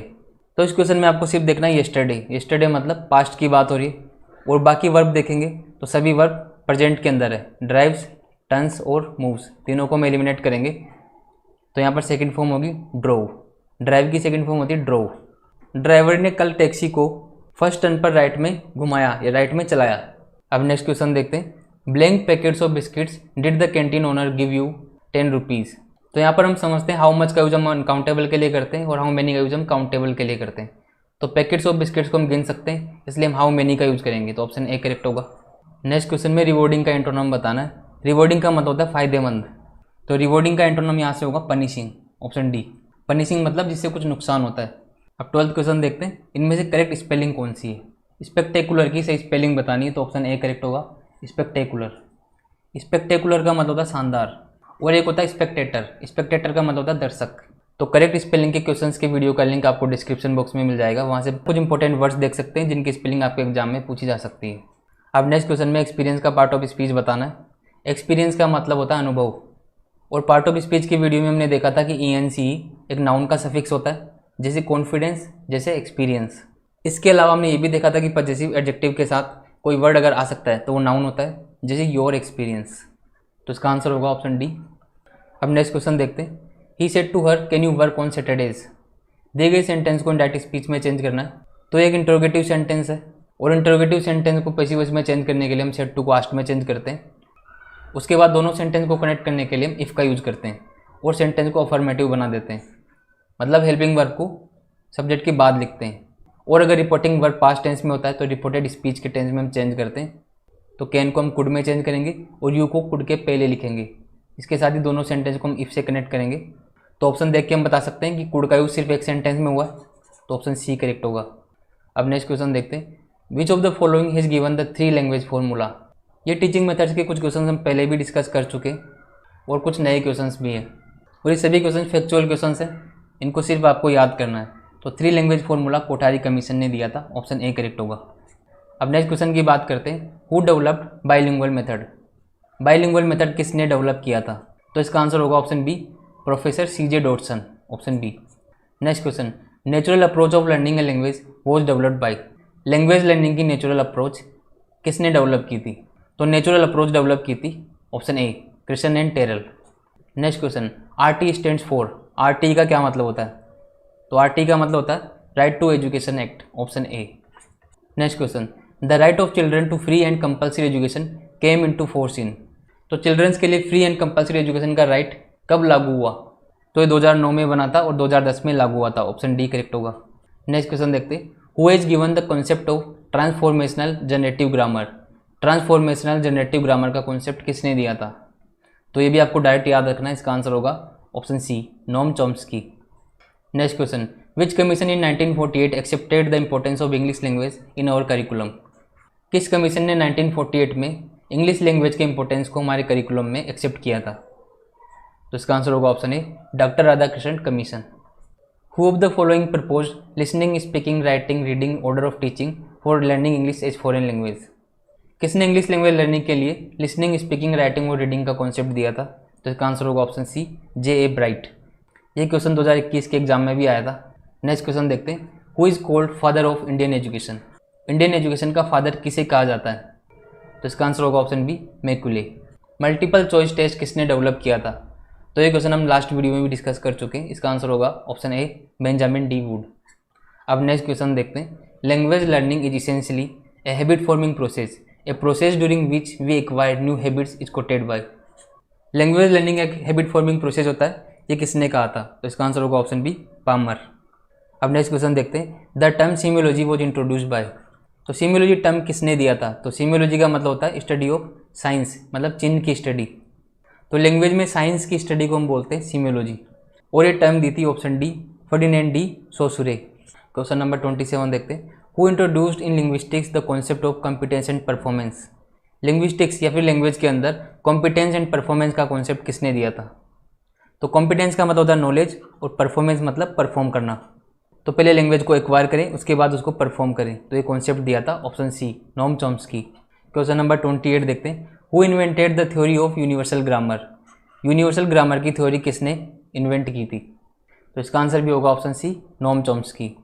Next question, situational approach of language teaching was developed by. Language teaching की सिचुएशनल अप्रोच किसने दी थी या किसने डेवलप की थी?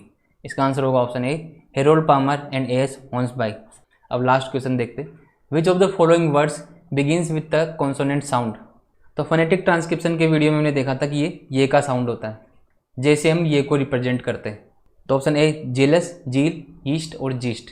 तो ये का साउंड आ रहा है ऑप्शन सी के अंदर, ऑप्शन सी करेक्ट होगा। तो एग्जाम से पहले इन क्वेश्चन को एक बार जरूर देख कर जाएं, क्योंकि इसी तरीके के कुछ फैक्चुअल क्वेश्चन आपके एग्जाम में पूछे जा सकते हैं। और अगर कोई क्वेश्चन में कोई डाउट है तो कमेंट बॉक्स में ज़रूर बताएं। Thank you.